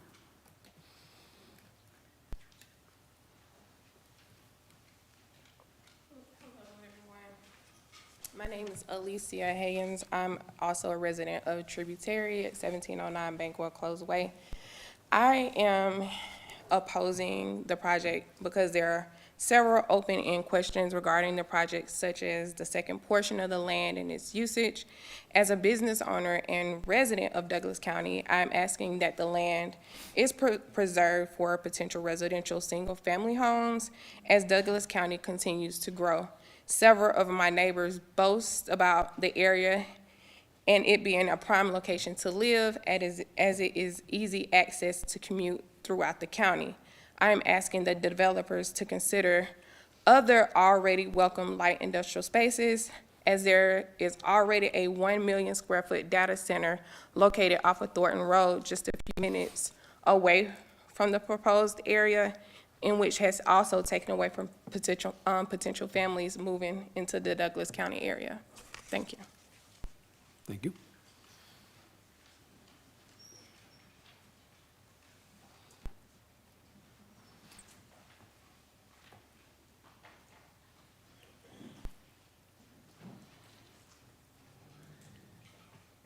Good evening, Mayor and Council. Back here again. Getting a little tired of the same bit of business. So Name and address. I'm sorry. Conrad Kiffin, 3214 Ancoats Street in Douglasville, Georgia, 30135. Moved to Tributary about 3 years ago, and I've been coming to these since day one. And it seems pretty clear to me that nobody wants this. Nobody that lives there wants this. Obviously, the folks behind us who are bringing the plan forward, they want it. They brought 5 people today.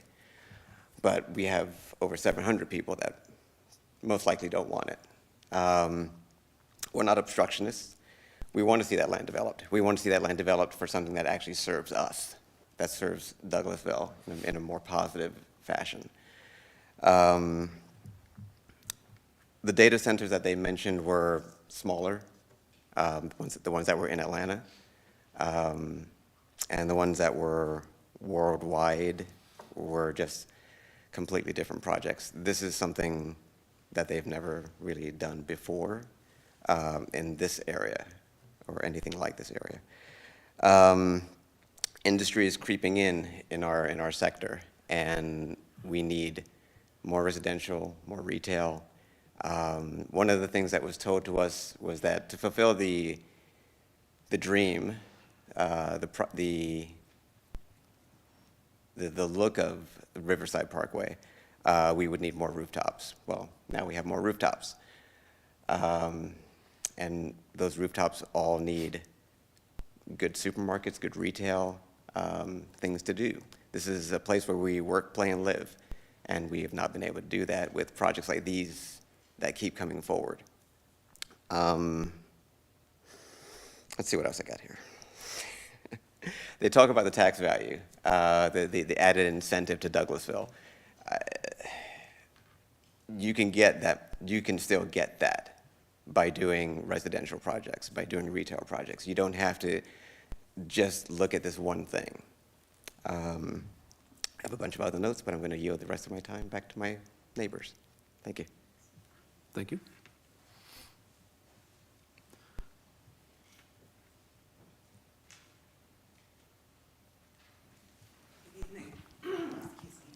Mr. Chairman, we have about 10 minutes left. Okay, thank you. Good evening, Madam Mayor. Good council evening. members. It's always a pleasure. Let me start, in fact, going back in history. Name and address for the Thank record, you. please. Oh, I'm sorry, Davin Auble. I'm making Conrad's mistake. Davin Auble of 9930 Mancunian Way in Tributary, Douglasville 30135. But thank you for keeping the warehouses away from us. Y'all helped us do that. We were here many, many times. We were in front of your planning commission, and y'all backed us, and you went all the way to the state Supreme Court, and you won, and we won, and we are grateful for that. So I just wanted to have that recognized. Also, as a point of civility, we do want to say that EdgeConneX has been a better partner, a better partner. Still not everything we would want. As Fielder explained, certain things have come up at the last moment. Things have gotten, there's been a little sense of bait and switch. Are they going to build one data center on the 50 acres and then another one later on the 40 and this and that and those? And then now we're going to divide it, but what if both sides of the division are light industrial? So really all I want to say this particular evening, I want to say a couple things that I've said in front of the Planning Commission so that I have the opportunity to say them to you. One is, please think as long-term leaders about that vision for what you want it to be when people are driving from the airport and they come off Thornton and they come on Riverside. Right now, yes, they hit riverbanks and then they go through certain industrial pieces, but now it's starting to turn into something else as they come towards Fairburn Road. And we want to really vision something that's beautiful and useful and makes everyone want to move to that community, to our community. The economy has shifted over the years. Many of us have only moved here in the last 3 to 5 years. And we were signing up for the dream of the comprehensive plan. I have here the future land use map, that mixed use design. I just said to Chris Pumphrey, is it so much to ask that we want a little tiny Atlantic Station over there? Can we have that? And then just one last point that, again, the property owner understood what he was buying when he bought it.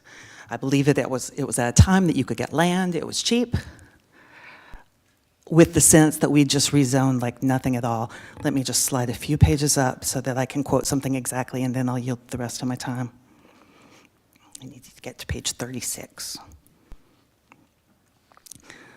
I just find it personally offensive and histrionic, the tone of the constitutional requirements that the owner talks about.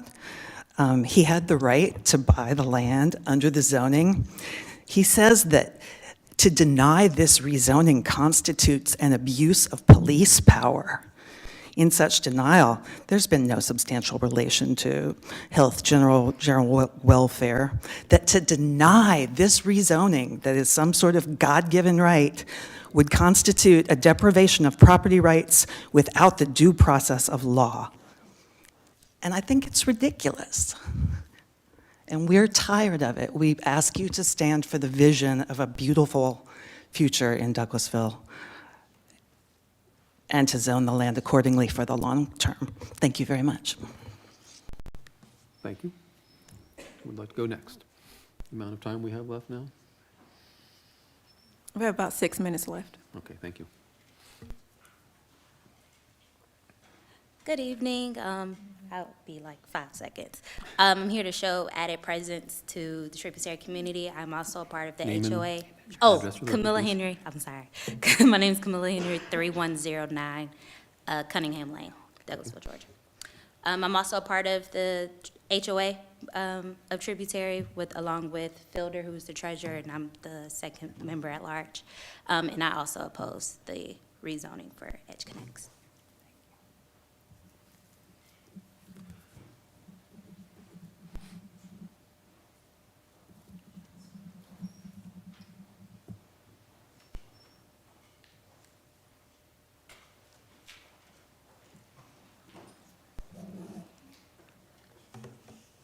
Good evening, panel. My name is Bobby Wilson. I live at 3196 Garden Hill Lane, Douglasville, Georgia, in the tributary community. I'd like to start off by saying that I oppose this motion. I think there's a pretty profound slide that EdgeConneX presented today with all the logos on it, right? Think of all of the commercial logos on that slide. Think of the residential community around it. When does it stop? I think that's the question that we kind of want to ask. Those of us who moved in that community, we saw that it's a pretty thriving community. We would hope Douglasville would like to reproduce what we already got, right? And I would think the more commercial that you put around it outside of retail, the more you're probably going to strangle the life out of it, right? And so I just want to say more rooftops, more retail. what we're looking for there. Thank you. Thank you, sir.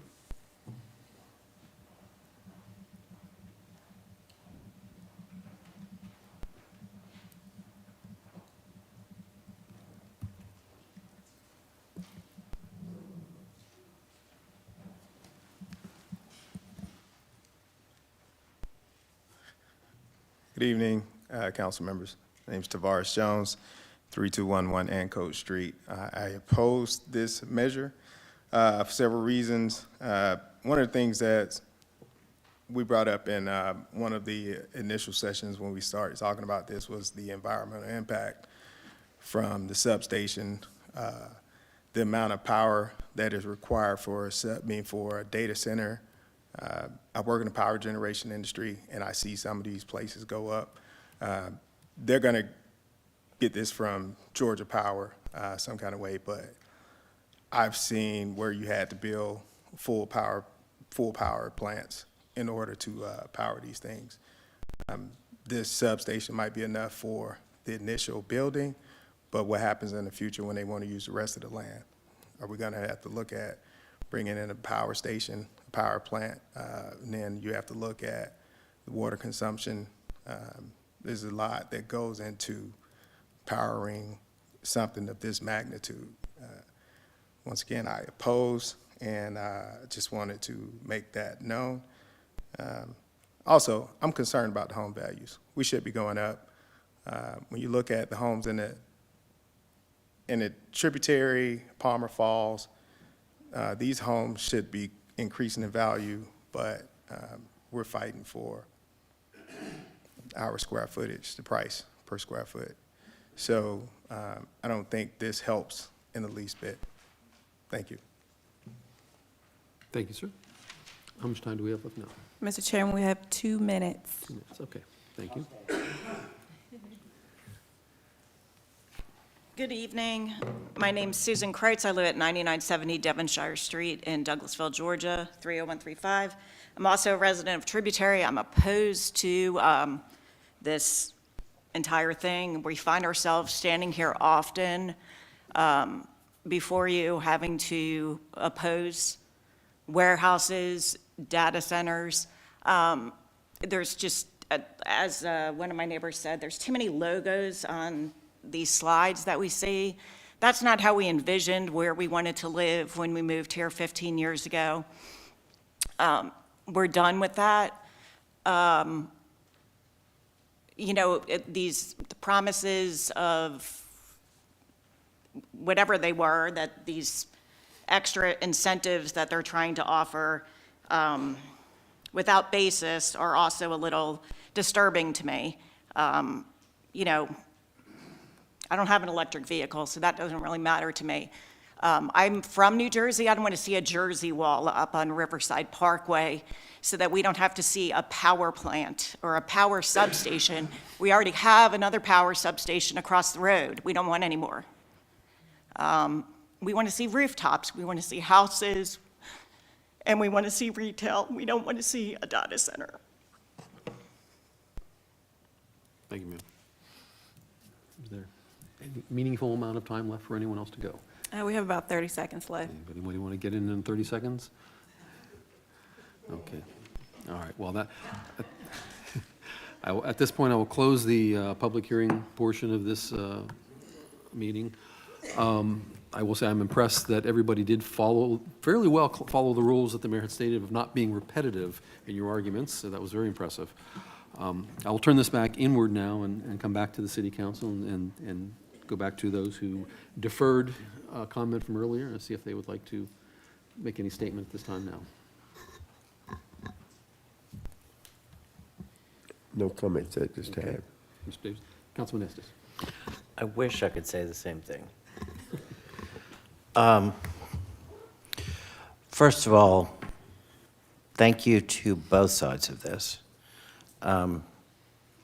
EdgeConneX and this group have been very open and willing to talk with the community, and that is very much appreciated because it doesn't happen every time. So thank you for that. And to my neighbors who showed up in force, thank you for speaking your mind and letting your voices be heard. We need to hear from our citizens when we are facing difficult decisions, and this is a difficult decision. I understand the concerns of the residents. I share some of them, but not all of them. And I also understand the plans for the data center and the potential benefits of that. So I am very much torn on this, but hearing from both sides has been very helpful, and I appreciate that. I honestly don't know what to say at this point. I've got a lot to think through, and I'm available for anybody who wants to follow up with anything else. Thanks. Thank you, Councilman Estes. Madam Mayor, do you have any I additional just, comments? no, thank you so much, Mr. Mayor Pro Tem. I just echo really what Councilman Estes has said. Thank you all to the community for coming out, taking time out of your lives to come out right before the holidays in the cold to come and express your concerns and letting us hear so that we can put this into the equation as we decide on what we're going to do on Monday. And thank you so much to the applicants for coming forward and making concessions and extending an invitation to have conversations with the community. We appreciate that, and we appreciate your interest in wanting to invest in the community. If this doesn't work out, don't take your marbles and go home. We ask you to come back and find something else if this does not work. We appreciate your time. Thank you all so much for everyone. Thank you, Mr. Mayor Pro Tem. Thank you, Madam Mayor. I guess I wish I had something pithy and profound to say at this point, but I don't. However, I do appreciate that everyone did come out. This is what participatory democracy is all about, and your opinions are well received and certainly welcome. This is how we make the decisions. I mean, we all want economic development in our community. I don't think there's any dissension from that concept. But we also want development that meets our requirements for our quality of life.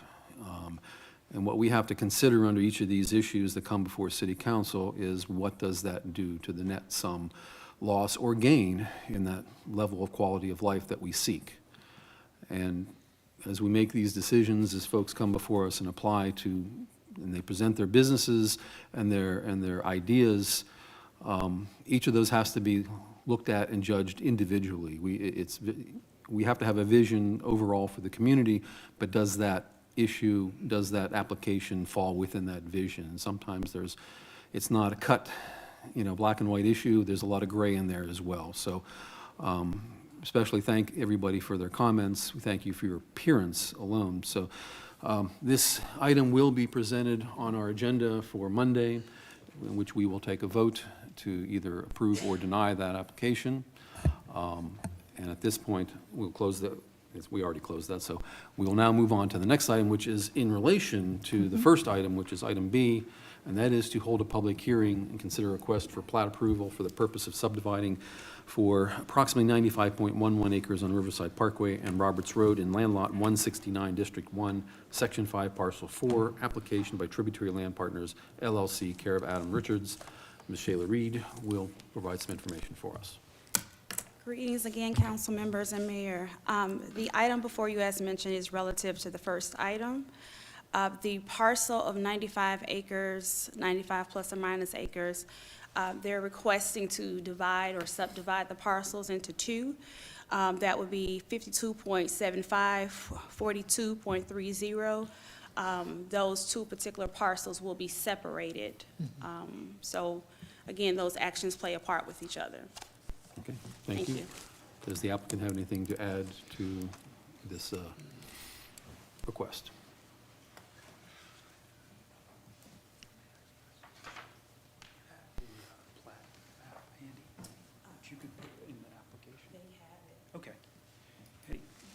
Good evening, Mayor, Council. My name's Adam Richards. I am with Tributary Land Partners. And I just wanted to answer. Address as well? I'm Your sorry. name and address together. Oh, address is 3490 Piedmont Road, Atlanta, Georgia, 30305. Thank you. So really just wanted to come up, answer any questions that you had. If you have the plat subdivision map in front of you, I think you can pretty clearly see it's a natural dividing line along a stream and sewer line that run through the middle of the property. So this has really been the intention all along. They're really two separate kind of, I guess, fillets, if you want to call them that, two almost circle type properties, and they have different topography and really are suited as kind of two separate tiers. And so with the EdgeConneX project, they would go to the Riverside Parkway section, so we would need to subdivide the property for them, for their initial phase. And really, our thinking all along is let's keep these uses consistent with each other for this parcel and for the surrounding uses. So if we were to go subdivide the property and EdgeConneX takes the 52 acres, we then have a 43-acre remaining property that's still zoned for multifamily residential. So to us, that just seemed counterintuitive. Why would we want this residential in such close proximity to these other, data center or surrounding industrial uses? The 43 acres, if you remember from that aerial, is right next to the Douglas County zoned land, which includes, I think, 3 or 4 parcels plus the sewer or water facility back there. So that was kind of the main reasoning behind it, is let's keep this consistent. On top of that, and probably the most important, is EdgeConneX will not purchase the other property without this being part of the rezoning, because they want to know that their future is solidified for expansion. They don't want to come back down the road when they're ready to expand onto this land and try to seek another rezoning, or if another user comes along, we felt like it was a consistent use next to that data center. Another point is the substation. This substation, Georgia Power has spent who knows how much time collaborating with EdgeConneX. EdgeConneX has spent a lot of money on this with Georgia Power. They've got to do feasibility studies. So their feasibility study and the way they size this data center and the way they can, I guess, make sense of the data center and the investment that it takes into consideration the remaining land as well for future expansion. Let's see, I think I mentioned everything. Thank you. Happy to answer any questions. I will again turn to Madam Mayor and Council. If questions or comments? Coach Watts? Councilman Davis? Councilman Estes? Okay. All right, again, this is a public hearing. We've gone through the rules, 20 minutes, 5 apiece or less. Again, we will begin with those who would like to come down and speak in favor of this application, and do so at this time. And I won't give you quite as much time from previous history. All right, then I'll close the portion of those who would come and speak in favor, and now those who would like to speak against may come down and present your case. And please don't disappoint us on the repetitive part that you made us so proud about.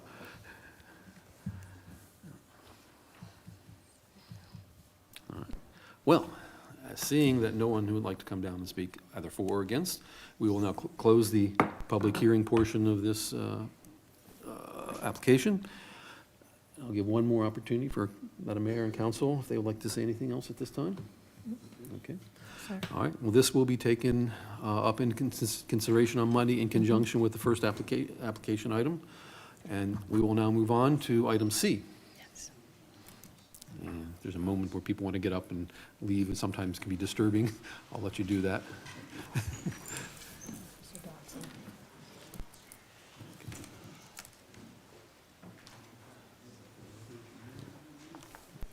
Not approval. That's what.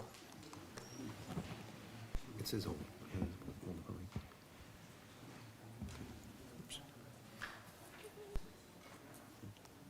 You get it?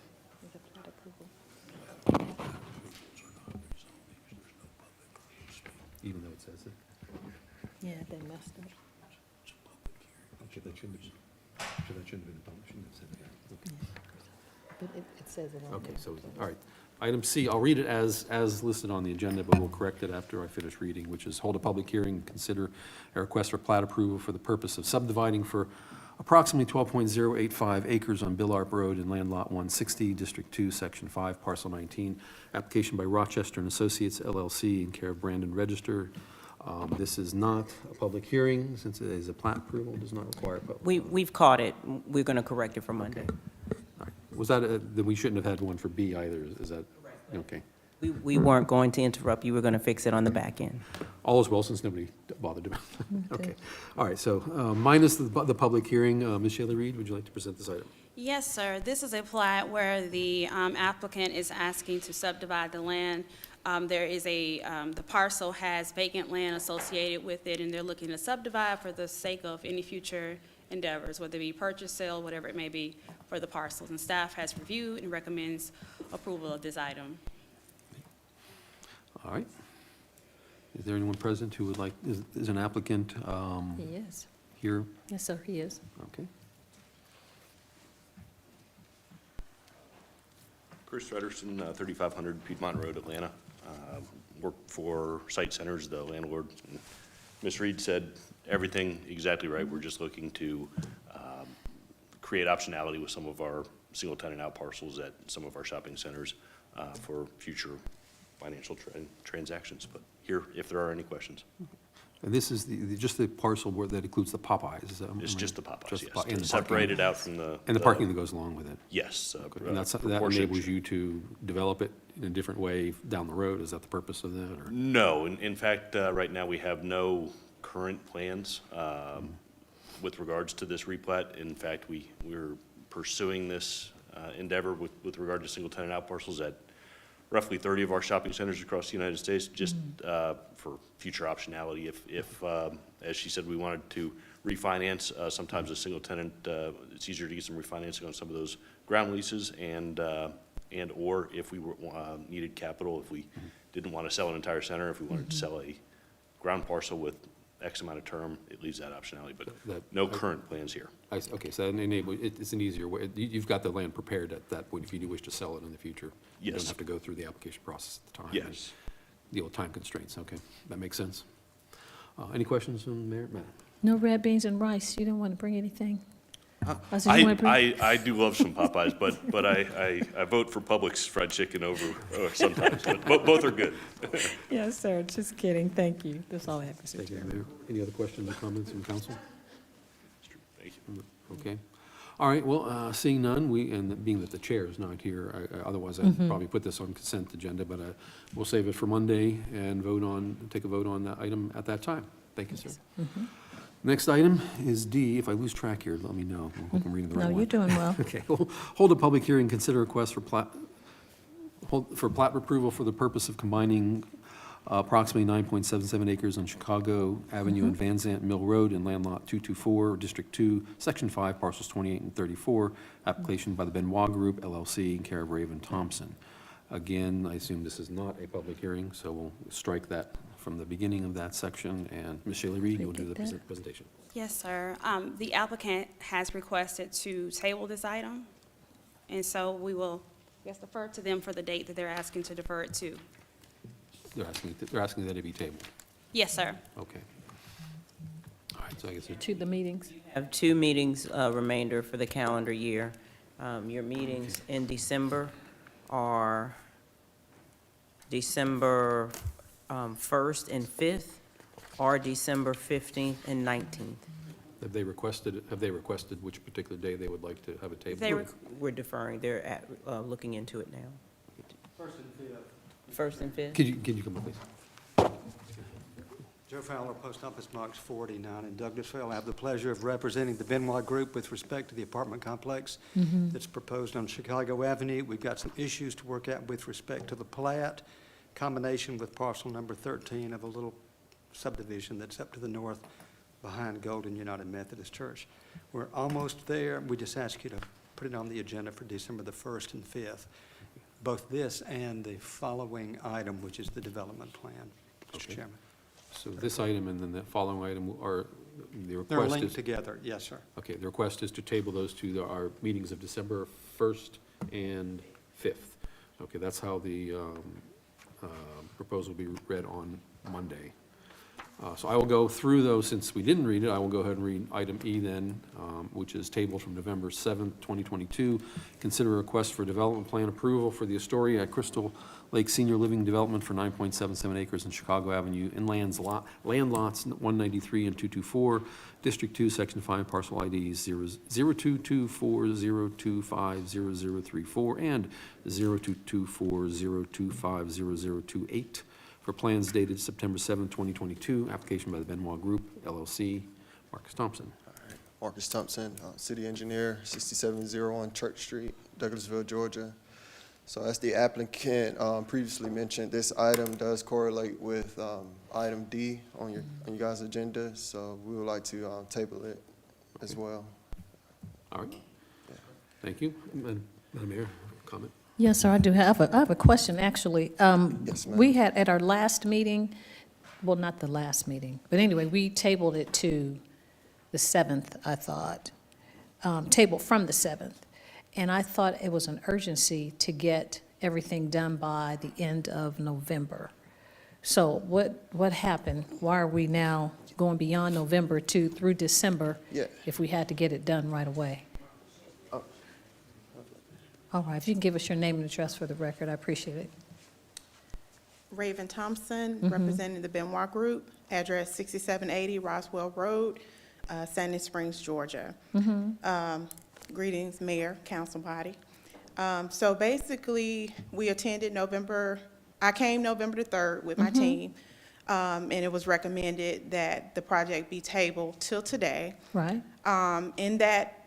So with that being said, we did not come on the 7th because, as I understood Right, it, the if it was going to be 17th. tabled, we didn't need to be present. Right, right. Yes, ma'am. So in between that time, we did receive some plat comments back from the legal team and the development team. And so as it stood in their comments, because of the landlocking situation as it related to parcel 13, which was not included in the final plat that was submitted, the final plat survey, we only included the actual 2 parcels that the project would be constructed on. And the 13 parcel will revert to the church at closing. And then that parcel will be combined with the church's parcels, which are parcels 5 through 11, which is north of the actual project site. And then the other parcel in question was parcel 12 that was owned by the County Board of Commissioners. As I understood it, we did retain Attorney Joe Fowler, and as I understood it, he and Mr. Dotson had worked out, well, let me back up. So, yeah, so they worked out us communicating with the County Board of Commissioners to get a letter drawn by them and signed by them that they did not care about the landlocking and that they would work with us on acquiring that parcel 12, but it would take a little time because of their processes with advertisement, et cetera, that it would have to go through. But we took in good faith that with that letter and their understanding that, you know, it would be okay to do. In addition to the church, also wrote a letter about their consolidation of lots and them not, you know, having a big issue about the landlocking situation, because we knew that we were working behind the scenes to go ahead and get those lots consolidated, to at least get the process started. But as I understand it from the plat comments and the back and forth with Miranda, that as a result, it doesn't matter. I mean, your ordinance says what it says. That's understood. So at this particular point, we were told that the plat would not be approved, or they would recommend that it would not be approved. And so it kind of just gave us, we had to huddle back up to kind of say, hey, we need to try to, you know, find a better solution so that we can be able to come back and try to work with the city development team, et cetera, so that we can have an amicable agreement with everyone as it relates to, you know, those two particular parcels. Okay, so the two parcels in question, you said is 12 and 13? Yes, And you had ma'am. 5, do you own 5 and 11? So 5 through 11 is owned by Golden Memorial Church. Okay, that's the church's Golden parcel. Memorial Church, again, is partner in our general partnership for the transaction for the actual Astoria at Crystal Lake. And the site that we were purchasing is actually the 3 parcels, which is parcels 13, track 2 parcels 34 and 28. Okay, Again, that a portion of those parcels would go for the project itself, and then the remainder that we did not use for the building footprint will revert back to the church. so do you own those lots that you're So speaking? we have parcels 13, 34, and 28 under contract. Okay, The owner of that land is Francis and Joe Thie. And so we do have a signed contract with them to purchase the land under our general partnership. And then, like I said, parcels 13 and whatever additional parcels that are outside of the building footprint would go back to Golden Memorial Church. and 12 is Board of Commissioners? Yes, ma'am. So And they the have Board of agreed. Commissioners, they have agreed, we don't have anything. I So mean, we, don't I have a letter from provided them. the letter to the Development and Zoning. We did provide it, Shayla, we did send a letter showing the County Board of Commissioners' they- signature, as well as the church's letter. Okay, so they approved to give the lot or to sell the lot, or, Yes. oh. We did, oh, The letter simply said the commissioners didn't have any problem with the city closing the road. okay. That's, I assume y'all are trying to buy that lot from the county? That is correct. Mr. Fowler? It's So these confusing. It lots- seems like you're landlocking, but you don't have the land to landlock. I mean, you don't own it Right, right so now, here's so the you story. can't tell somebody to Lots land. 5 through 11 are owned Okay. by Golden United Methodist. Uh-huh, And then here's Golden United Methodist over here, right? fronting on Simpson Road.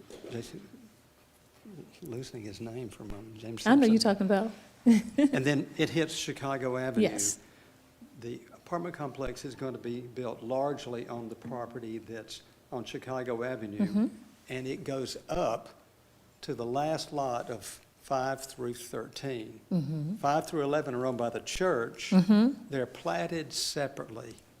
And so the church is just going to combine those, which means those lots are not landlocked, even though they're owned by Golden United Methodist. They're Right. separately parceled. So they're going to combine all that. And Okay. it'll be one big tract, leaving 12 and 13. They're buying 13. It's just not on the plat that you have before Okay. you. So that's a little technical correction. Lot number 12, however, would be landlocked from Chicago Avenue. There is no road there, but there's a right-of-way called Van Zant Mill Road that has been That's the county's. dedicated, who knows when, but it's just grass or trees or something. But if you put the apartment complex over Van Zant Mill Road, number 12 is landlocked. Okay, So we talked to the county, they had a public meeting, and they said, we do not care. okay. You can put the apartment complex there, we don't care. Okay. And we can also buy it. But the problem is, they may have to go through the public abandonment process for us to be able to buy it. And that was Miranda's concern, because that process, though they're willing to do it, is not completed.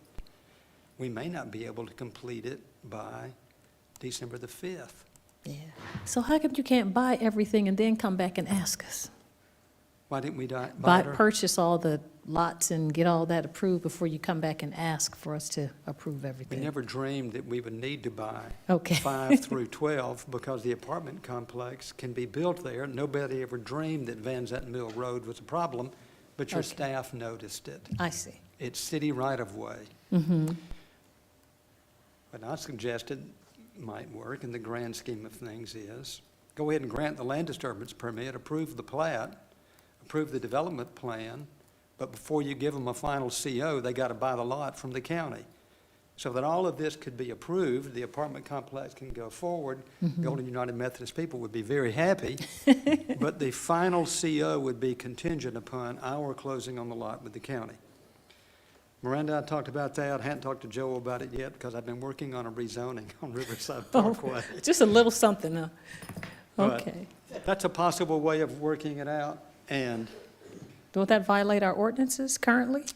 I can't give an opinion about that. Okay, well, let me leave that alone. So the initial question, I'm just trying to understand why we're waiting until December 1st, is that I thought the 31st or the end of November was the deadline. Because isn't it DCA, or don't you have to have some points or something We have before? to have an allocation from the Department of Community Affairs, and we have that, but we've Okay. now arranged it so we can close in January. We've already filed the bond validation. Mhm. That process is moving along. The hearings are scheduled at the latter part of this month, actually. So we're going to be okay with respect to that. Our allocation is safe. When you were told initially we had to have it done by the end of November, we didn't have that yet worked out. That's Mhm. been done by the bond council. Okay. Where we are right now is just trying to deal with this little island of a problem, Lot Yes. 12, that the county got in a tax sale in 1928, Oh, my gosh. and it's just holding the world together. So if they open it up, don't they have to advertise and have people bid on it That's and the then problem. sell it to you? Is that going to be done in 2 weeks, or how, when is it? I don't think it can be done in 2 weeks. It's the same way that they have to dispose of property the same way that the city does. They have I don't know how much acreage you're talking about, but chances are it's above the what you would call surplus property. 1.1 acres. That they would have to make a determination that they want to expose it for sale. Then they would have to get an appraisal and ascertain what it's worth. Then they would advertise for bids, just like we do. So we- Process like that usually takes a minimum of 60 days, but often longer. So we have an appraisal. The county had a public hearing on this on Okay. October the 4th and said, we're ready to sell it. And we're just in the process of working through that. We hoped we could have it worked out. By December 1st? I don't know that it can happen by Okay. then. So we may have to leave it on the table, unless you grant it, subject to Yes. letting us have the LDP, but no CO. And legal staff would have to make a determination about that. I understand better. Sorry, it's Thank you. complicated. No, it helps to clear it up for me. Thank you. That's a lot of questions. I apologize. Thank you. Any other Mayor Pro Tem. questions or comments? Joe, you've had a very busy night tonight. Mhm. All right, any other comments from, anything else left from our attorneys that wish, any comments? Nope, okay. Look like you're about to say something. Okay. All right, well then, I guess we will place this on the main agenda for Monday to be voted on as to whether it will be tabled or not to the meetings of December 1st and December 5th. So, okay, thank you. The applicant, Madam Mayor, that is all we have tonight. That's all? Under Planning and Development Committee. Unfortunately, I hoped we had more, but that's it. Goodness. Okay, we'll move on expeditiously. Public Improvement and Beautification Committee, I'll ask the committee participant or member, Coach Watts, to please take this committee. Yes, ma'am. Actually, we have no business tonight under Public Improvement and Beautification, and Councilman, Mayor Pro Tem, Councilman Adams would be proud of you tonight. Good job. I know it, I know it. So we'll move on to Public Relations Committee. The Vice Chair is Councilmember Samuel Davis. I know Councilman Estes stepped out, so I'm asking you as the Vice Chair to take this committee, please. No business at this time, Madam Mayor. Thank you. You're welcome. Thank you, Councilman Davis. This is your committee, Public Safety Committee, chaired by Councilmember Samuel Davis. Yes, ma'am. Item A, have one item. Adopt an ordinance to amend Section 10, 2018-41, 10-107, and 10-151 of the Code of Ordinance of the City of Douglasville for the purpose of moving the due date of the excise tax from the 10th day of the month to the 20th day of the month, to amend Section 10-1.8 of the Code of the Ordinance of the City of Douglasville to allow for City Council discretion as to the item of an interim of probationary pouring license, to amend Section 10-23 of the Code and Ordinance of the City of Douglasville to allow for percentage-based late fee amount for alcohol license renewal, to repeal and conflicting ordinance, to provide an effective date and other purposes. Ms. Jordan, Good evening, break Councilman it down Davis, for us. Mayor and council. So we reviewed back on November 3rd, the changes that are being proposed for this ordinance. Some of the changes that were discussed at that committee's meeting are not part of this ordinance change. The ordinances that are listed here for this particular change are pretty much housekeeping items. Ms. Callan had reviewed for the 10-28, 10-41, 10-107, and 10-151. Those all mentioned a due date for excise taxes being changed from the 10th to the 20th of every month. So the only changes that were made relate to just that date change during the month. And that was, again, to match up with state reporting requirements so that it's easier for our businesses and for our finance staff as well. The item 10-148, we ran into this a few months back with the interim license that was granted for Crew Lounge, and there were questions that were presented by council at that time. Did we have to stick to 180 days for that temporary or interim license, or could there be some flexibility to grant maybe 90 days, 120 days, anywhere in a range? And so this ordinance is being proposed by staff to give council the discretion to grant a temporary license for whatever term that council sees fit for that particular situation. And finally, the section 10-23, currently there's a late fee of $500 for all alcohol licenses. But a beer license, a wine license are $500, whereas a liquor license is $5,000. So the establishments such as grocery stores that just serve beer and wine or just provide sales for beer and wine are basically having 100% late fee, and the liquor establishments have a 10% late fee. So to make it equitable across the board based on the cost of that license, staff has proposed a change to make it a just flat 10% late fee. Do you guys have any questions? Thank you, Ms. Jordan. We already went in discussion with this earlier before it was presented, and Madam Mayor, I'd like to put this on the consent agenda for Monday. I don't see any opposition. Okay, thank you. That's all I have. Thank you. Thank you. Thank you so much, Councilman Davis and Attorney Miranda. We'll move on then to the next committee, which is Recreation, Culture, and Tourism Committee. That's chaired by Councilmember Chris Watts. Thank you, Madam Mayor. We have no business tonight, Recreation, Culture, and Tourism. Thank you, sir. Technology Committee, chaired by Councilmember Mayor Pro Tem Terry Miller. There is no business tonight under the Technology Committee. Thank you so much, Mayor Pro Tem. I'll ask you as the Vice Chair to please take Transportation Committee as well. Thank you, Madam Mayor. There's no business whatsoever under the Transportation Committee as well. Thank you, sir. We'll move on then to item number 17, which is other business. Is there any other business to come before council tonight from the elected body? I don't see any. Then we'll move on then to our updates from our city staff. Our city attorney, Mr. Joel Dotson. No business, Madam Mayor. Thank you, sir. Staff attorney, Ms. Miranda Jordan. No business, Madam Mayor. Thank you. Thank you, ma'am. Our chief of police, Chief Gary Sparks. No business, Madam Mayor. Thank you, sir. Our city manager, Ms. Marcia Hampton. Just to those who are serving on the SDS Loss Committee, we have a meeting on Monday. If you please check your calendar, you should have gotten a notice from Ms. Kristen Tate. That's all. All righty. Thank you so much, city manager. We do have, I apologize, we do have the Cultural Arts Council's gala on Saturday for those council members and staff who will be attending. It's at 6:30 here at the Conference Center, and it's the gala and auction to raise money for the arts in the community.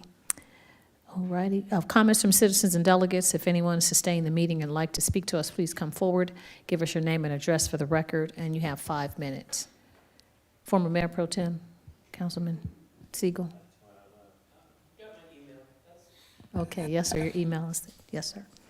Okay, well, if we don't have any other comments, then not having anything else, this meeting is adjourned.